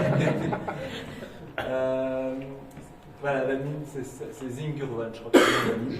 Donc j'ai fait un zoom du lac en question et je suis allé voir avec Google Earth à quoi ça ressemblait. On va dire que c'est ça. Non, mais tout ça pour vous dire qu'on pourrait imaginer ce lac Wattern qui est devenu un point chaud à la fois climatique et logistique. Climatique parce que la température a fortement augmenté en 2050. Les températures, disons en Suède, sont celles qu'on trouve aujourd'hui à 2 Celsius en été. On peut imaginer avoir un niveau du lac qui est anormalement bas, puisqu'on a eu un déficit de précipitation pendant plusieurs mois. On pourrait imaginer aussi une eau qui est peu oxygénée, qui est stagnante, avec des algues éventuellement qui se sont développées. Et l'autre élément qui pourrait être mis sur le tableau, de nouveau, ce sont des propositions, c'est cette idée de point chaud logistique, avec en fait, en arrière-fond du lac, cette fameuse mine dont j'ai déjà oublié le nom, et des bateaux qui attendent en fait dans le lac et qui sont prêts à délester tous les métaux qu'on retire de la mine et à les amener par la mer Baltique et puis en Europe jusque dans le reste de l'Europe. Donc on pourrait imaginer que ce lac a été connecté avec un canal par exemple à la mer Baltique et que vous avez ici un entassement de bateaux qui attendent d'être déchargés. Une première idée de point à travailler. Oui. Donc, dans notre imaginaire, on parle souvent d'augmentation du niveau de l'eau, et là, vous parlez que le lac ne serait pas. Oui. Vous pouvez un peu nous expliquer? Oui, bah, je vais en dire un mot juste après. Je crois que c'est le lac de Bambois, je pense. C'est une très bonne remarque. Alors ici, on a donc ce fameux lac de Bambois, près de Métais, où là, ce que je vois actuellement dans la version du tableau, c'est une végétation qui est assez verte, assez luxuriante, assez abondante, ce qui suggère que l'été a été assez bien arrosé. Le niveau du lac semble normal. Et je suis allé prendre la même image toujours de Google Earth. Je ne sais pas à quel moment cette photo a été prise, mais c'est une situation qui peut être une situation caractéristique des années 2020 avec des déficits de précipitations. Donc ici on parle bien de lacs, c'est-à-dire qu'ils sont isolés du reste de la mer. Et le seul facteur qui joue sur le niveau du lac, c'est combien de précipitations est tombé, moins tout ce qui s'est évaporé. Et dans un monde qui est plus chaud, c'est vrai que le niveau de la mer va commencer à monter, principalement parce que l'eau est plus chaude, mais aussi parce qu'il y a de la glace qui est arrivée dans l'océan, de la glace qui était autrefois sur la Terre, donc la glace de la calotte antarctique ou du Groenland. Évidemment, le niveau du lac, lui, n'est pas affecté par ces variations, puisqu'il n'est pas connecté à la mer ouverte. Et donc ici, ce que suggère l'image, c'est qu'il y a eu énormément d'évaporation et trop peu de précipitations durant de longues périodes, ce qui fait que le niveau du lac a descendu. Si je peux juste me permettre, en fait, il faut une vidange du lac tous les 5 ans, je pense. Ah voilà, ok. Il faut une vidange pour remettre des plantes, pour les pêcheurs, etc. Donc ça doit être c'est peut-être ça. Il faut le savoir. Non, c'est très bien. Alors ici, ce que je voudrais vous poser comme question, et on va essayer d'y répondre, c'est est-ce qu'on peut malgré tout encore avoir des étés qui sont humides ou des fortes pluies? Et là, la réponse est oui, et c'est ça qui est toujours un peu contre-intuitif, c'est que dans un monde plus chaud, on peut avoir des années avec énormément de précipitations, comme on peut avoir des années avec un gros déficit hydrologique en termes de précipitations. C'est toute l'idée de la moyenne et ce que ça veut dire. Il y a des articles qui ont bien expliqué ceci. Voilà en gros la situation. Je ne sais pas si vous vous rappelez de vos cours de maths et de ce que c'est qu'un histogramme. Ouais. Un histogramme, ça montre les distributions pour différentes valeurs de la fréquence dans une variable. Aujourd'hui, on pourrait imaginer qu'on est dans la situation noire, c'est-à-dire qu'on a des pluies qui se distribuent de façon assez normale avec beaucoup de pluies fines et très peu de pluies très fortes. Et vous pouvez garder la même moyenne, mais complètement changer votre courbe. C'est-à-dire que vous pouvez arriver à une situation où on a moins de pluies modérées, mais beaucoup plus de pluies très fortes. De sorte qu'il tombe la même chose au cours de l'année, en moyenne, mais que la répartition dans le temps de votre pluie n'a pas été la même. Alors demandez à un agriculteur est-ce qu'il préfère avoir en été, je sais pas, 25 jours de petites bruines et 5 jours sans rien, ou bien qu'il préfère avoir 25 jours de sécheresse et puis 5 jours où il pleut comme il a plu récemment, je pense qu'il va vous dire l'option A, c'est-à-dire une pluie plutôt continue.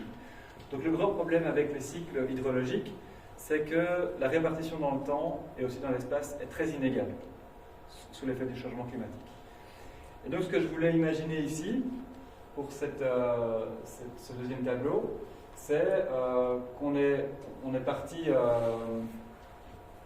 attendez, hop, ça en fait il faut supprimer. C'était ma première idée, mais on va oublier ceci. On va commencer ici.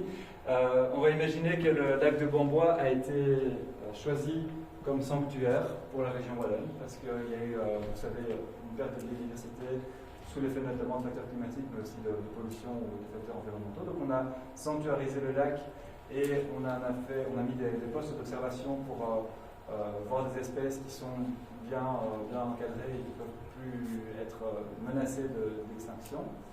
Et durant cet été-là, qui est l'été de la peinture dans le futur, on va dire, on a eu 2 mois consécutifs sans une goutte de pluie. Donc il a fait extrêmement sec, le niveau du lac est assez bas. Sauf que ce jour-là, quand il arrive, c'est la drache, ça pleut et il y a tous les insectes qui commencent à sortir du sol et toute la nature qui se réveille. Ouais. C'est une possibilité d'idée pour la suite. Alors j'ai repris aussi cette image que ça c'est un parc qui est dans le Limbourg, dans lequel on peut venir faire du vélo au milieu de la nature, et je trouvais que l'idée était sympa pour éventuellement imaginer un dispositif semblable. Donc peut-être mixer l'idée de biodiversité et de climat dans ce deuxième tableau. Ok. Alors le troisième tableau c'est Dinan sous la neige. Ici évidemment il y a trois points qui m'ont semblé intéressants à regarder.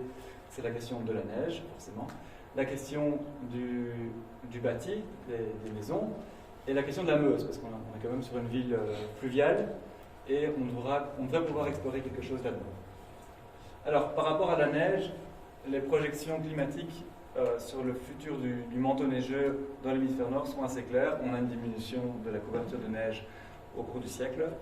Ce genre d'étude est surtout faite pour la Sibérie et pour le Canada, donc les zones plus proches de l'Arctique.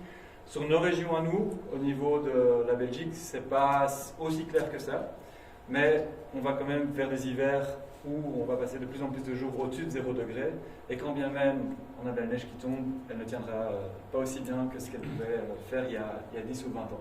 Donc moi je partirais sur l'hypothèse que la neige, vous l'enlevez. Par contre,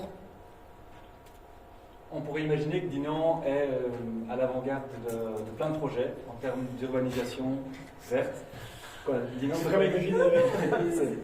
c'est devenu, par exemple, je me suis dit, on pourrait imaginer cette année-là que Dinan est la capitale européenne de l'architecture climatologique ou de l'architecture écologique, un truc comme ça.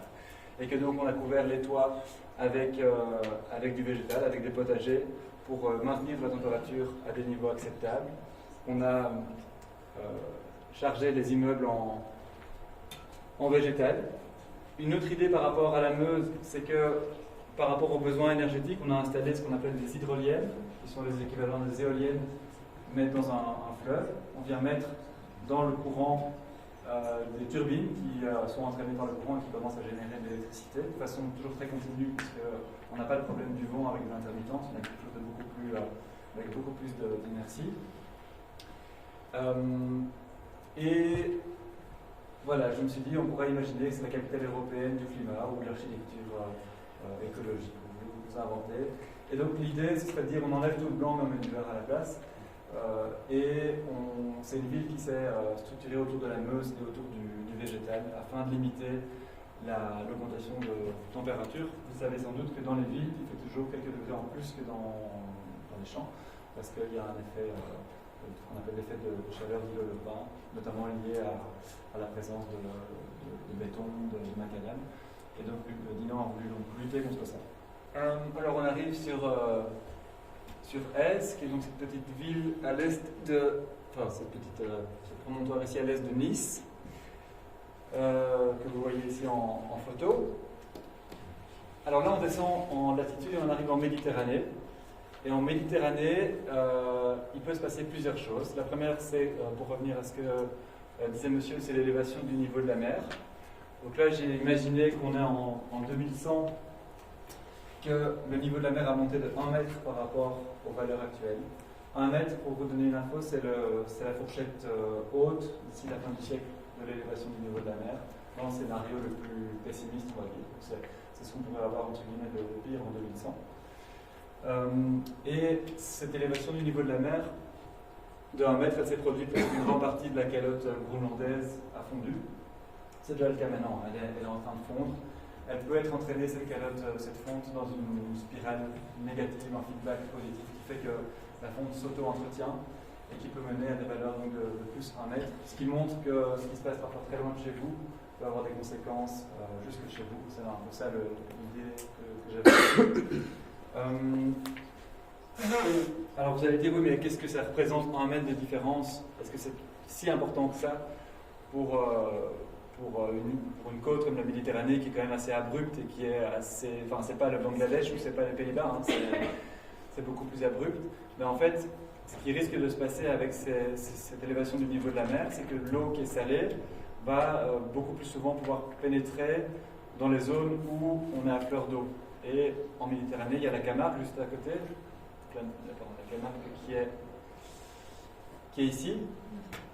Et dans la Camargue, on cultive du riz, il y a des cultures aussi derrière. Et donc, dès qu'on a intrusion d'eau salée dans des cultures qui ont besoin d'eau douce, évidemment, ça pose des problèmes.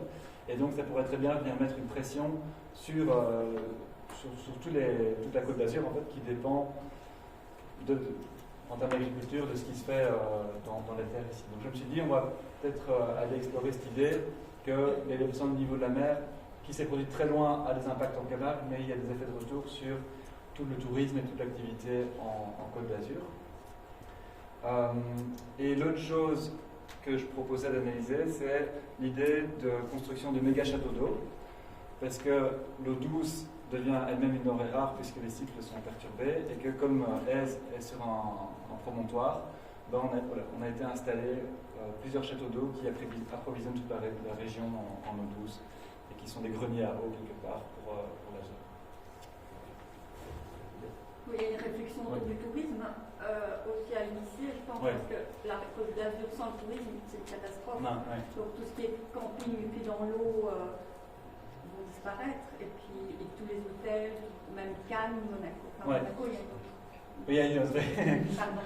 Non, mais c'est intéressant. Des conséquences. Je crois que le tourisme, on l'a bien vu cet été-ci, les gens commencent à éviter le bassin méditerranéen, parce que c'est pas la première année qu'on a des températures suffocantes. Et le sud de l'Espagne, le sud de la France commence à devenir des zones. Voilà, Donc tout ça est déjà en train de changer aujourd'hui. Donc c'est vrai que c'est quelque chose à peut-être travailler. Imaginez le tourisme en 2050, en 2060. Ils vont tous abîmer. Pardon? Ils vont tous abîmer. Non, j'ai fait l'hypothèse qu'ils allaient tous à Sainte-Adresse.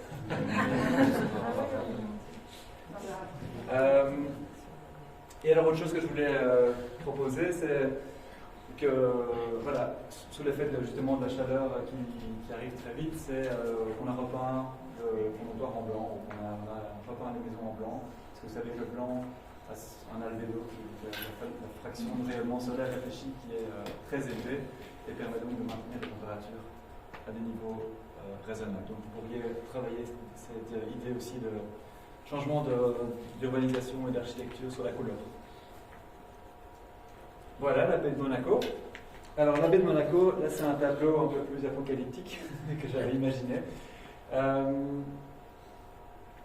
Donc pour la même raison, hein, la Méditerranée au XXIe siècle, c'est un des signaux qui est les plus clairs, un des signaux qui sont parmi les plus clairs dans les projections climatiques. La Méditerranée va devenir un point sec en fait. Pour la Belgique, c'est pas toujours super clair. Est-ce qu'on va vers plus de précipitations ou moins? C'est pas clair au niveau de la Belgique. Mais au niveau de la Méditerranée, tout le pourtour ici va recevoir moins d'eau en moyenne annuelle. Et donc pour ce tableau-là, Monaco, ce que j'ai proposé, Monaco qui était autrefois symbole de luxe et de glamour, s'est métamorphosé en une ville fantôme, car elle est devenue invivable une bonne partie de l'année. Les collines sont laissées à elles-mêmes, donc il faut imaginer ces collines qui sont fortement urbanisées mais qui ont été désertées depuis lors. Les yachts qui étaient dans la baie, qui stationnaient, ont été complètement abandonnés, et pourquoi pas en dessiner quelques-uns qui sont retournés ou qui ont basculé. Et alors l'autre point que je voulais amener, c'est la question de l'acidification des océans.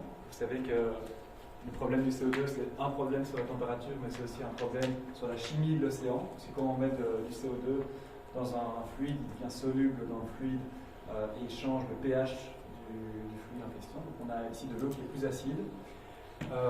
Et le fait combiné qu'on a une augmentation de température de la mer Méditerranée et une acidification fait que les coraux, qui ont des fonctions vitales, qui ont des services écologiques et écosystémiques à la Méditerranée, ces coraux n'ont simplement pas pu s'adapter assez rapidement à ces changements environnementaux. Or, les coraux, c'est parmi les espèces qui filtrent l'eau et qui la rendent belle et bleue comme on la connaît en Méditerranée. Et donc, on pourrait imaginer une eau beaucoup plus trouble, beaucoup moins pure, beaucoup moins claire, du fait de ces coraux qui ne sont plus là. Alors, on est à l'œuvre 6, la couche J'ai dû aller voir ce que c'est. Hein. Donc, il y a les steppes en Hongrie. J'ai aussi dû aller voir ce que c'était ceci, mais j'ai vite trouvé un puits à balancier. Et là, ce que je voulais... alors là, c'était une fiction mi-politique, mi-climatique. Je me suis dit que la Hongrie... la Hongrie a fait son Brexit en 2030, suite au gouvernement de Viktor Orban, et que, ils sont sortis de l'Europe. Ils sont sous influence russe depuis lors, et cette année-là, on a une année d'extrême sécheresse, et on a au fond des feux qui s'annoncent, avec de la fumée qui arrive, avec des feux qui vont maintenant arriver sur le lieu de la Seine, et des Canadaires, enfin c'est pas des Canadaires, mais c'est des hydravions russes qui passent et qui viennent essayer des Russanais, éteindre tout ça. Donc là, vraiment, paysage d'été encore plus marqué que ce qu'on voit ici, encore beaucoup plus chaud et beaucoup plus sec. Séville. Séville, donc là j'ai pris contre-pied, je me suis dit, on va imaginer une ville qui a écouté les scientifiques et qui a pris le tournant écologique à temps. Et pour Séville, hop, vous savez, capitale de l'Andalousie, alors elle a une particularité, c'est qu'elle a toujours été sous influence à la fois chrétienne et à la fois musulmane, puisqu'elle a été longtemps en territoire, c'était les Maures.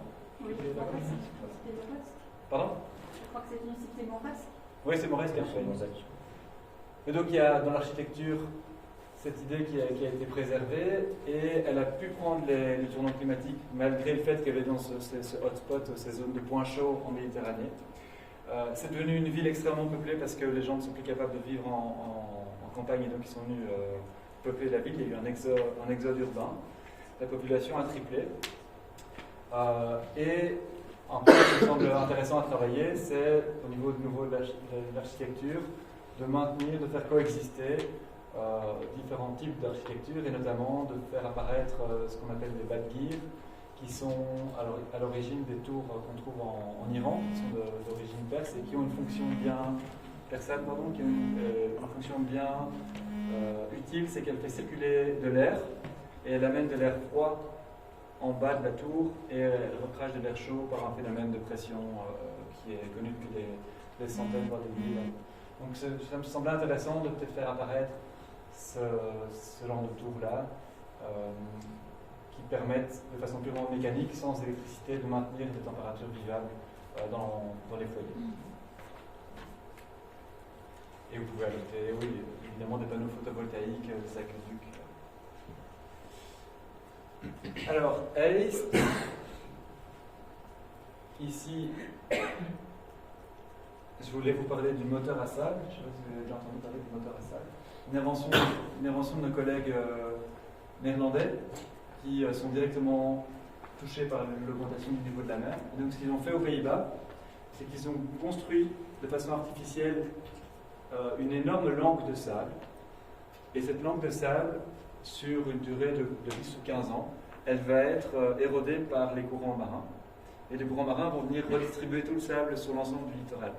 Pourquoi ils ont fait ça? Ils ont fait ça parce que justement le littoral il est fortement érodé par l'élévation du niveau de la mer depuis quelques années.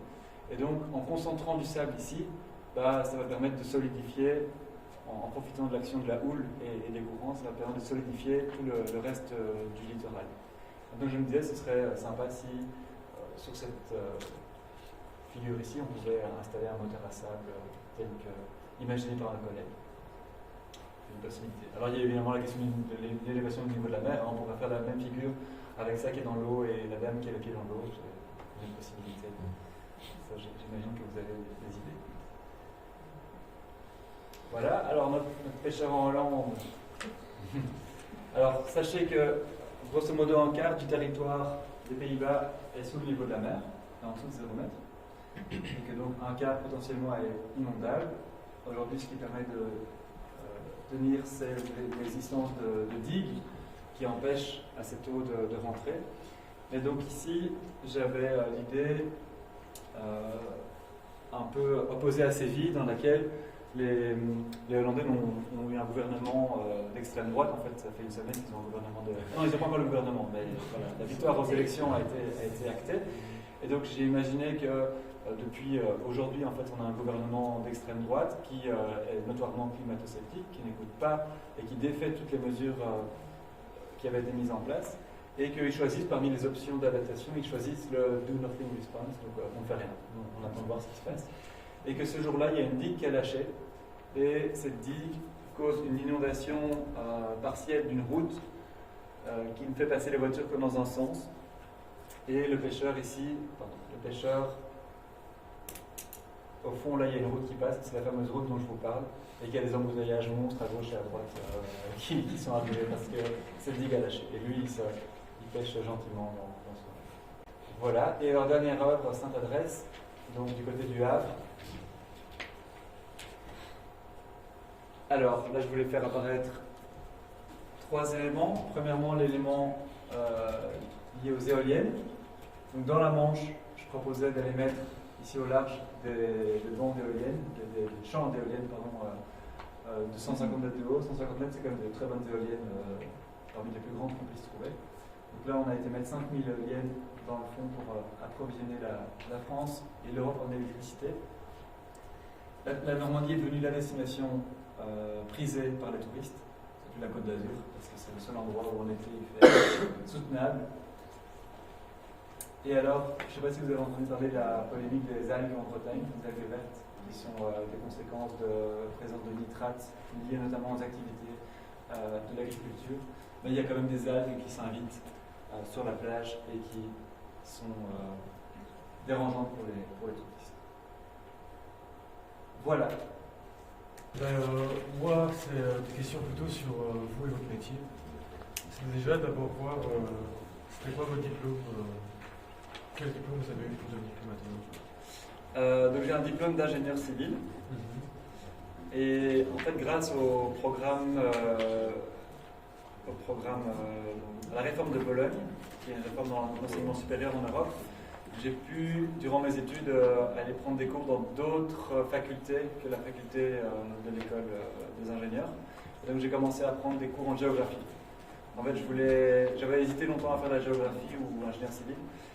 Et je suis allé donc prendre quelques cours là-dedans, toujours avec l'idée que je voulais essayer de comprendre ce qui se passe sur Terre avec des outils mathématiques. Ça fait un peu le lien entre ingénieur civil. Donc j'ai commencé à prendre des cours de climatologie, des cours de météorologie, des cours de géographie du sol, et puis voilà. Et puis après ça, j'ai fait une thèse de doctorat de 5 ans, et j'ai travaillé sur les régions polaires, en particulier sur la banquise, qui est la glace qui se forme dans la mer, en Antarctique. J'ai regardé les projections, donc l'évolution dans le temps de ces banquises en fonction de différents scénarios. Et en 2014, je suis parti 2 ans à l'étranger, à Barcelone, dans un centre où ils font du super calcul. Comme j'expliquais tantôt, les calculs des ordinateurs qu'on met ensemble. Voilà, je suis allé dans un centre qui s'est spécialisé en ça. Et puis depuis 2018, je suis revenu à l'UC Louvain, et là je suis maintenant nommé là-bas. Donc je donne des cours, je fais de la recherche, et je fais ce genre d'activité aussi. Ouais. Quel est votre rôle, vous en tant que... quel est votre rôle sur l'environnement? Qu'est-ce qu'il y a mon impact sur l'environnement, en termes d'empreinte carbone, ou bien mon rôle? Non, votre rôle. Ok. Dans la question, c'est le rôle de la personne dans l'environnement. Mais dans l'environnement de recherche ou dans l'environnement de recherche? Ah, mon rôle, ma mission sociétale. Ok, d'accord, ok. Ouais. Comment je la vois? En fait, j'essaye de faire beaucoup de diffusion scientifique. C'est-à-dire que essaye de faire en sorte que toutes les personnes qui soient non scientifiques sachent de quoi il en retourne quand on fait de la recherche. Qu'est-ce que c'est que la méthode scientifique, expliquer que tout ça se fait sur le temps long, aussi expliquer qu'on a besoin de continuer à faire de la recherche fondamentale, même si on n'a pas directement les applications qu'on voit émerger directement. Vous savez, par exemple, les vaccins qui ont servi en grande partie à contenir la crise du Covid, les premiers vaccins à ARN messager, c'est la fin des années 80, si je ne m'abuse, qu'on a fait ces découvertes-là, des découvertes fondamentales, et on voit que ça porte ses fruits 30 ans, parfois 40 ans après. Ce que j'ai essayé de montrer aussi aujourd'hui, c'est que c'est grâce à la recherche fondamentale des chercheurs et des chercheuses qu'on arrive aujourd'hui à établir un consensus scientifique là-dessus. Donc c'est un peu ça que mon cheval de bataille, c'est de sensibiliser les gens à la démarche scientifique, en essayant d'éviter d'être prescriptif. J'essaie de jamais dire aux gens comment ils doivent se comporter. Qu'ils le découvrent par eux-mêmes. Et une dernière question. Une dernière question, c'est qu'est-ce qui vous a poussé à aller vers ce domaine en particulier? Le domaine d'études? Oui. Bon, j'ai toujours eu j'ai toujours bien aimé ce qui était les sciences en général, les mathématiques aussi. Donc là, c'était plus une affinité, on va dire, naturelle par rapport à ça. Et puis à un moment, je me suis dit, en 2008-2009, quand je commence à rentrer dans cette logique, on parle de changement climatique, mais pas encore autant qu'aujourd'hui. Et je sens qu'il y a quand même un enjeu sociétal derrière qui est énorme, mais qu'il y a potentiellement du travail pour des décennies.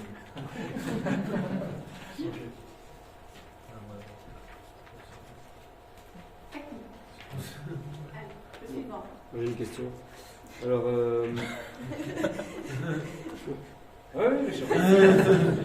quelle est l'évolution des précipitations tombées sur la Belgique lors de ces 5 dernières années?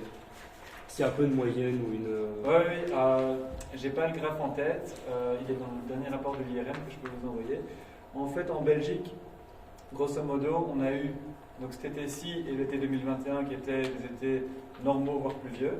Donc cet été était plus pluvieux que la moyenne, mais de l'ordre de...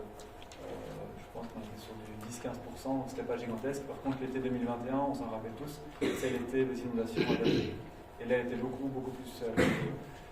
les 3 autres années, et en fait tu peux rajouter les années d'avant aussi, tu en as même 5 si tu remontes jusqu'à 2017, étaient des années avec un déficit de précipitation. Et là en fait on a eu plutôt des vagues de chaleur, des sécheresses.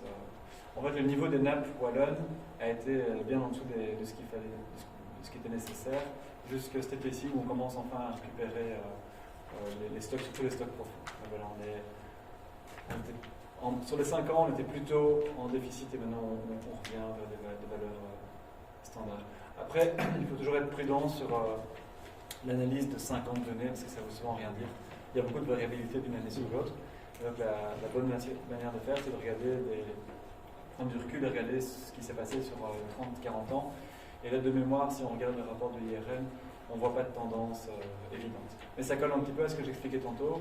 Les précipitations, le problème, c'est pas comme les températures, c'est pas les changements de moyenne, c'est les changements de distribution autour de la moyenne. Donc est-ce qu'on va avoir des années très très sèches ou des années très pluvieuses qui n'auront pas le même effet que d'avoir un peu de pluie tout le temps.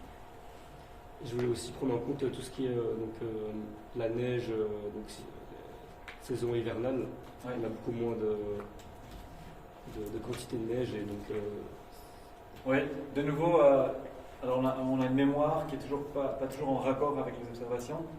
C'est vrai que les dernières années, on n'a plus vu de neige depuis les 2000. Quand je parle de neige, c'est une bonne couche qui tient. Depuis 2013, 2014, je crois que c'est la dernière fois qu'on a eu un bon épisode neigeux. Alors de nouveau, est-ce que c'est une phase qui est naturelle et on pourrait avoir 5 années avec beaucoup de neige dans les 5 années qui viennent? C'est pas impossible. Quand on regarde sur le temps long, on ne voit pas de tendance qui se dégage au niveau de la Belgique. Mais par contre, est-ce que c'est vrai que par rapport à la météo, peu ces périodes de dépression à s'installer de façon plus durable, comme les périodes de sécheresse, qui a moins de variabilité au niveau météorologique. Là, il n'y a pas encore de consensus par rapport à ça. Alors, c'est de nouveau, on a l'impression qu'on a du temps qui est parfois beaucoup plus stagnant, beaucoup plus persistant. C'est vrai qu'on a eu des exemples avec des anticyclones qui arrivent sur la Belgique et qui restent sur la Belgique pendant 2-3 semaines. Un anticyclone, ça va donner un temps très beau, mais aussi très sec. Quand il arrive en hiver, on est content parce qu'il y a de la lumière, etc. Mais ça peut avoir des impacts vraiment au niveau de la nature, au niveau de la biodiversité. Mais de nouveau, dans le rapport du GIEC, il faut regarder est-ce qu'il y a des tendances sur ces phénomènes qu'on appelle de blocage. C'est pas clair en fait. C'est pas clair. Donc ça peut être vrai pour des périodes de 5 ans, mais la période de 5 ans suivante peut être à l'opposé. Ici, on est dans un régime justement qui est l'opposé de ça, avec beaucoup de variabilité à l'échelle journalière, avec parfois de la pluie, parfois du sec, des averses, etc. Et dans ce genre de configuration, il y a toujours un contre-exemple pour venir contredire ce qu'on pensait avant. Donc tout ce qui est circulation atmosphérique, c'est pas encore clair. Comment explique-t-on, avec ce sentiment qu'on a quand même pas mal de périodes pluvieuses, intensives, longues, et que rapidement, par exemple en province de Luxembourg, ici, ils sont rapidement en état de sécheresse? Aujourd'hui? Non. L'année dernière, par exemple. Tout dépend de où l'eau se stocke. Donc l'eau peut se stocker en surface, ou alors dans les nappes plus en profondeur, et là sur des stocks de plus long terme. Et souvent, on a l'impression, après une grosse pluie, que tout est rechargé, mais ce n'est pas le cas. Pour avoir une recharge de nappe phréatique, il faut vraiment sur le temps long, que ça cumule et que ça vienne en profondeur recharger ces nappes. Donc je crois que si j'ai bien compris la question, c'est cette idée-là que tout ne se règle pas en quelques jours de pluie. Et souvent, notre mémoire, elle est câblée pour prendre la mesure de ce qui se passe sur quelques jours. Mais je peux vous demander, est-ce que vous vous rappelez comment était l'été il y a 3 ans? Sans doute que vous allez peut-être chercher des photos dans votre téléphone pour vous rappeler ce que vous disiez il y a 3 ans. Peut-être que vous n'étiez pas en Belgique. Et voilà, donc on a une très mauvaise mémoire de perception qui colle avec les données climatiques. C'est comme ça qu'il faut toujours lutter. Il y a un jeune qui veut poser une question? Monsieur est jeune. Les jeunes ont préparé des questions et comme il y a un temps imparti, ce serait dommage qu'il n'ait pas la possibilité de poser des questions, mais je ne veux pas vous empêcher de poser votre question. Mais...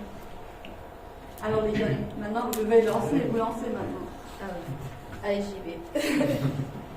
Du coup, on se demandait en quoi les mers et l'océan ont une influence sur le climat. Alors l'océan, il a une influence sur le climat parce qu'il permet de redistribuer la chaleur sur Terre. Quand on regarde la Terre, c'est une sphère. Le soleil, il vient taper sur la Terre de côté. C'est pour ça qu'à l'équateur, il fait chaud. Et au pôle, il fait froid parce qu'il y a un déficit énergétique. Il y a moins d'énergie qui arrive parce que le soleil est rasant au niveau des pôles.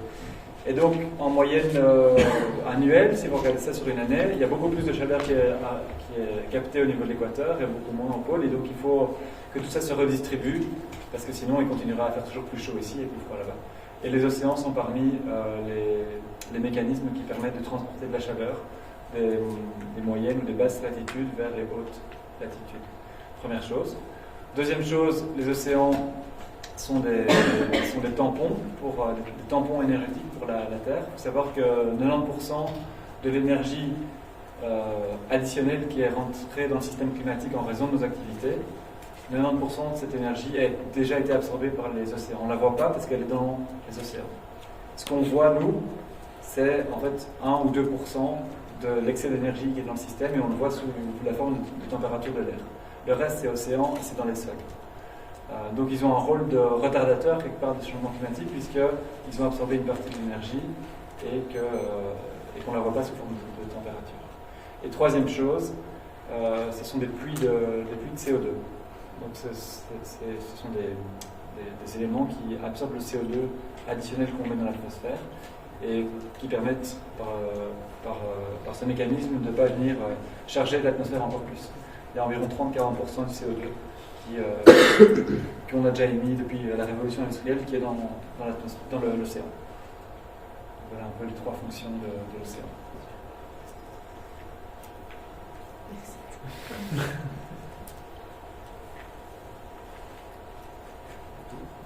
Moi, j'ai peut-être une question, mais je pense qu'elle est un peu bête. C'est comment développer une industrie plus durable?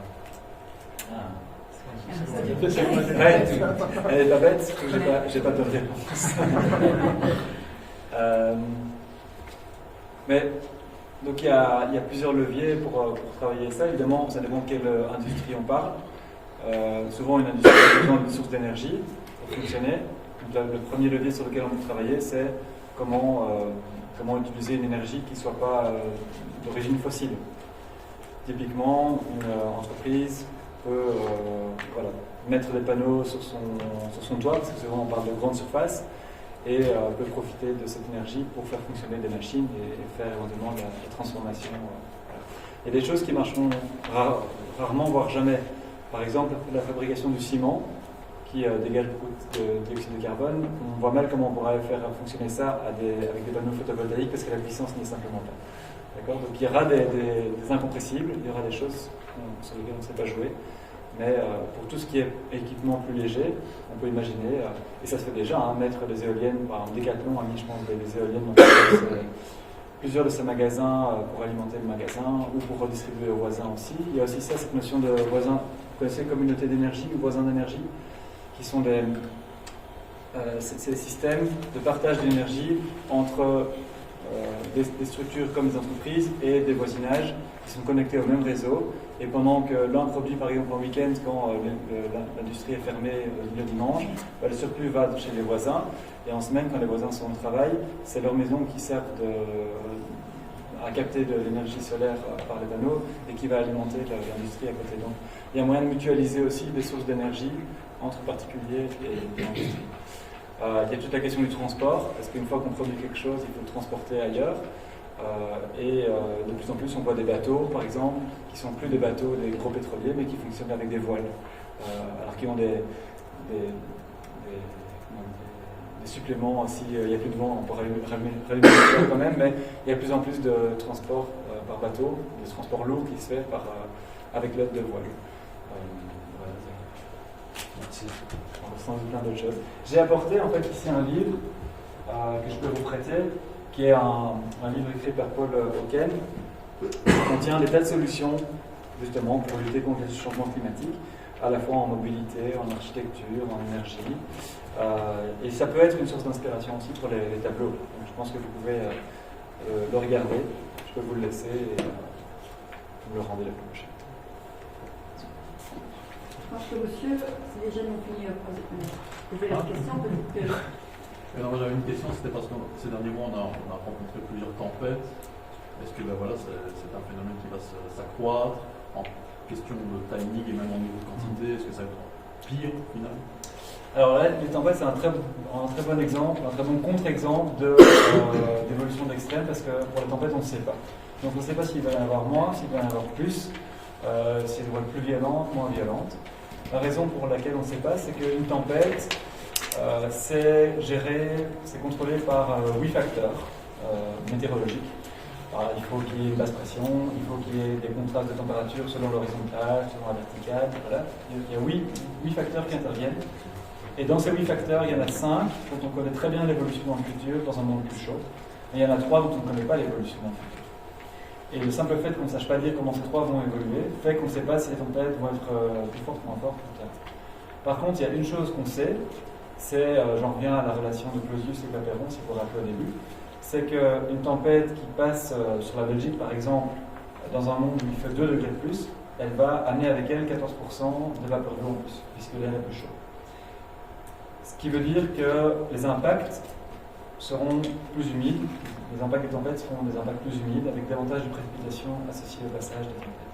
On ne sait pas si le vent sera plus fort ou moins fort, mais il pleuvra plus.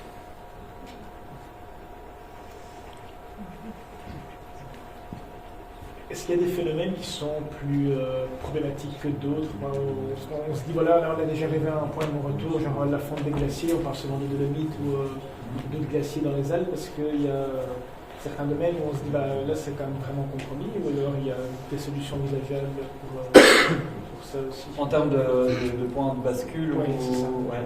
Ben, en fait, donc sur Terre, on a identifié plusieurs ce qu'on appelle des points de bascule, qui sont des éléments du système climatique susceptibles de partir dans un phénomène d'auto-entraînement et pour lesquels, si on contient le réchauffement climatique ou si on arrête nos émissions même du jour au lendemain, c'est trop tard, la machine est lancée. Donc j'ai parlé tantôt de la cadence groenlandaise. Hein. Ce qui se passe, c'est que le Groenland, c'est une énorme masse de glace de 2-3 km d'épaisseur. Le Groenland fond par au-dessus, c'est la surface qui est en train de fondre, et en fondant, le niveau s'abaisse forcément. Mais en s'abaissant, on arrive dans de l'air qui est plus chaud, puisque vous savez très bien que quand on monte en altitude, il fait plus froid, donc quand on descend, il fait plus chaud. Et donc la surface qui est en train de fondre arrive dans des zones où il fait plus chaud, et donc fond encore davantage. Et c'est ça la rétroaction dont je parlais tantôt. Et ça, on ne sait pas si on est déjà en train d'assister à ce genre de phénomène d'auto-emballement, ou si on est encore dans une zone sûre et qu'on n'a pas déclenché cet élément de bascule. Il y en a d'autres, mais d'après les dernières informations qu'on a, on pense que tout est encore réversible. Et c'est un message à retenir, c'est que aujourd'hui, si on fait de nouveau une expérience de pensée, si aujourd'hui on coupe toutes les émissions de dioxyde de carbone, de méthane, d'oxyde nitreux, tous les gaz à effet de serre, et qu'on les met à zéro demain, et quand je dis demain, je dis mardi, mais j'ai fait une expérience de pensée. La température de la Terre, elle se stabilise dans les 3-4 ans et elle commence à descendre après 10 ans. Donc en fait, l'inertie, elle est très faible dans le système climatique. On a toujours l'idée que le CO2 reste très longtemps dans l'atmosphère, ce qui est vrai, mais il y a des effets de compensation qui fait que si demain on s'arrête, on voit un résultat à partir de 5-10 ans sur les températures moyennes mondiales. C'est pas vrai pour toutes les variables, il y a des variables qui, elles, continuent d'augmenter comme le niveau de la mer, mais en tout cas en termes de température, ça se stabilise très vite.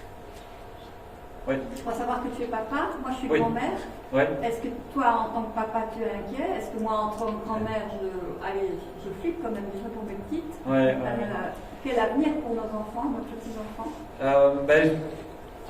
Inquiet dans la mesure où ils n'ont rien choisi, évidemment, et on leur laisse un monde qui peut parfois ressembler à une étuve. Maintenant, je suis optimiste parce que je vois qu'à leur école, par exemple, ils ont déjà pris le pli de plein d'éco-gestes qui nous ont paru un jour étranges. Ça veut dire, le jour où on a dit il faut amener votre fruit dans un petit tupperware en plastique ou en métal et pas dans un emballage aluminium, moi ça m'a paru bizarre, parce que quand j'étais petit, que j'allais à l'école, j'allais avec mon aluminium et voilà. Et donc ils sont dans une logique beaucoup plus circulaire, beaucoup plus zéro déchet par exemple. Mes enfants, à leur âge, ont pris une fois l'avion chacun, alors que moi, à leur âge, j'avais déjà pris plusieurs fois l'avion parce que mes parents étaient dans une logique beaucoup plus de voyager, on découvre le monde, et ils ont l'air de très bien le vivre, et ils sont très contents de découvrir d'autres choses, que ce soit en train ou en voiture. Donc je pense qu'ils sont plus malléables au niveau écologique, dans le sens où ils se posent moins de questions par rapport à ce qui paraît des évidences. Malheureusement, c'est tout le problème de la crise climatique, c'est qu'on hérite des manquements des générations d'avant. Ça pourrait être l'effet papillon, faire les petits efforts, parce que c'est dérisoire les efforts de l'individu par rapport aux productions des industries. Oui, mais alors il faut faire toujours attention avec ce genre d'argument, parce que c'est un peu comme alors dire je vais pas voter parce que de toute façon ma voix ne compte que comme une goutte d'eau voilà, si on ne va pas voter, mais non, ça a quand même une influence.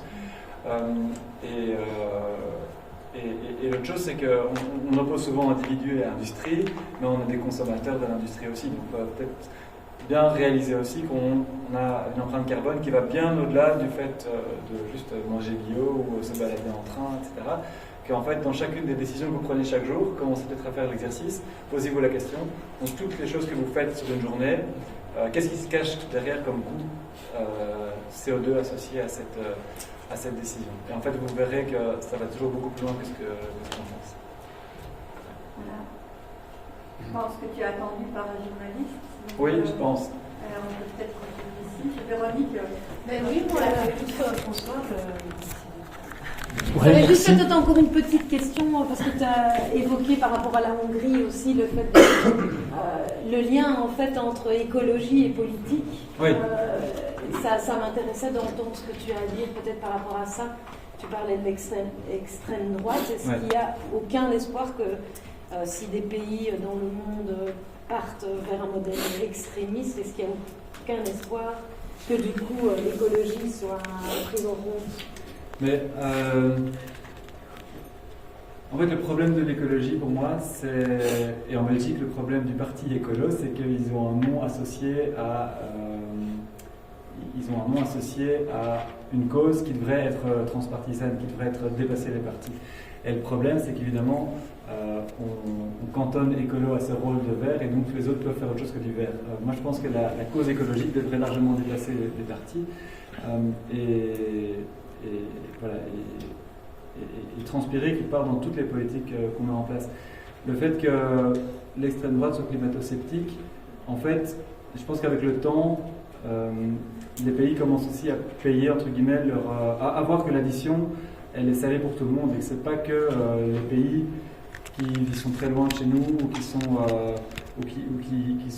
avec qui on est peu connecté, qui payent les pots cassés de la crise climatique. On voit maintenant qu'en Belgique, on est directement concerné par ces extrêmes.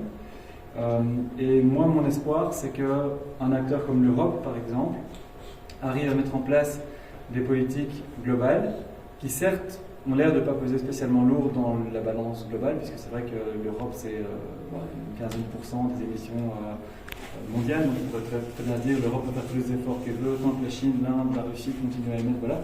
Mais c'est de montrer qu'un modèle différent peut exister, qui soit à la fois vertueux écologiquement, énergétiquement, et qui apporte une forme de bien-être social. Donc c'est pour moi, c'est ça le grand défi, c'est qu'on arrive à faire une démonstration d'un projet de société dans lequel on a une économie qui fonctionne, qui est vertueuse au niveau écologique, et que ce modèle devient un modèle pour les autres pays qui n'ont pas aujourd'hui fait ce choix-là, y compris les partis dirigés par des extrêmes. Voilà, je ne sais pas si je me suis bien exprimé, mais... Bon, merci beaucoup.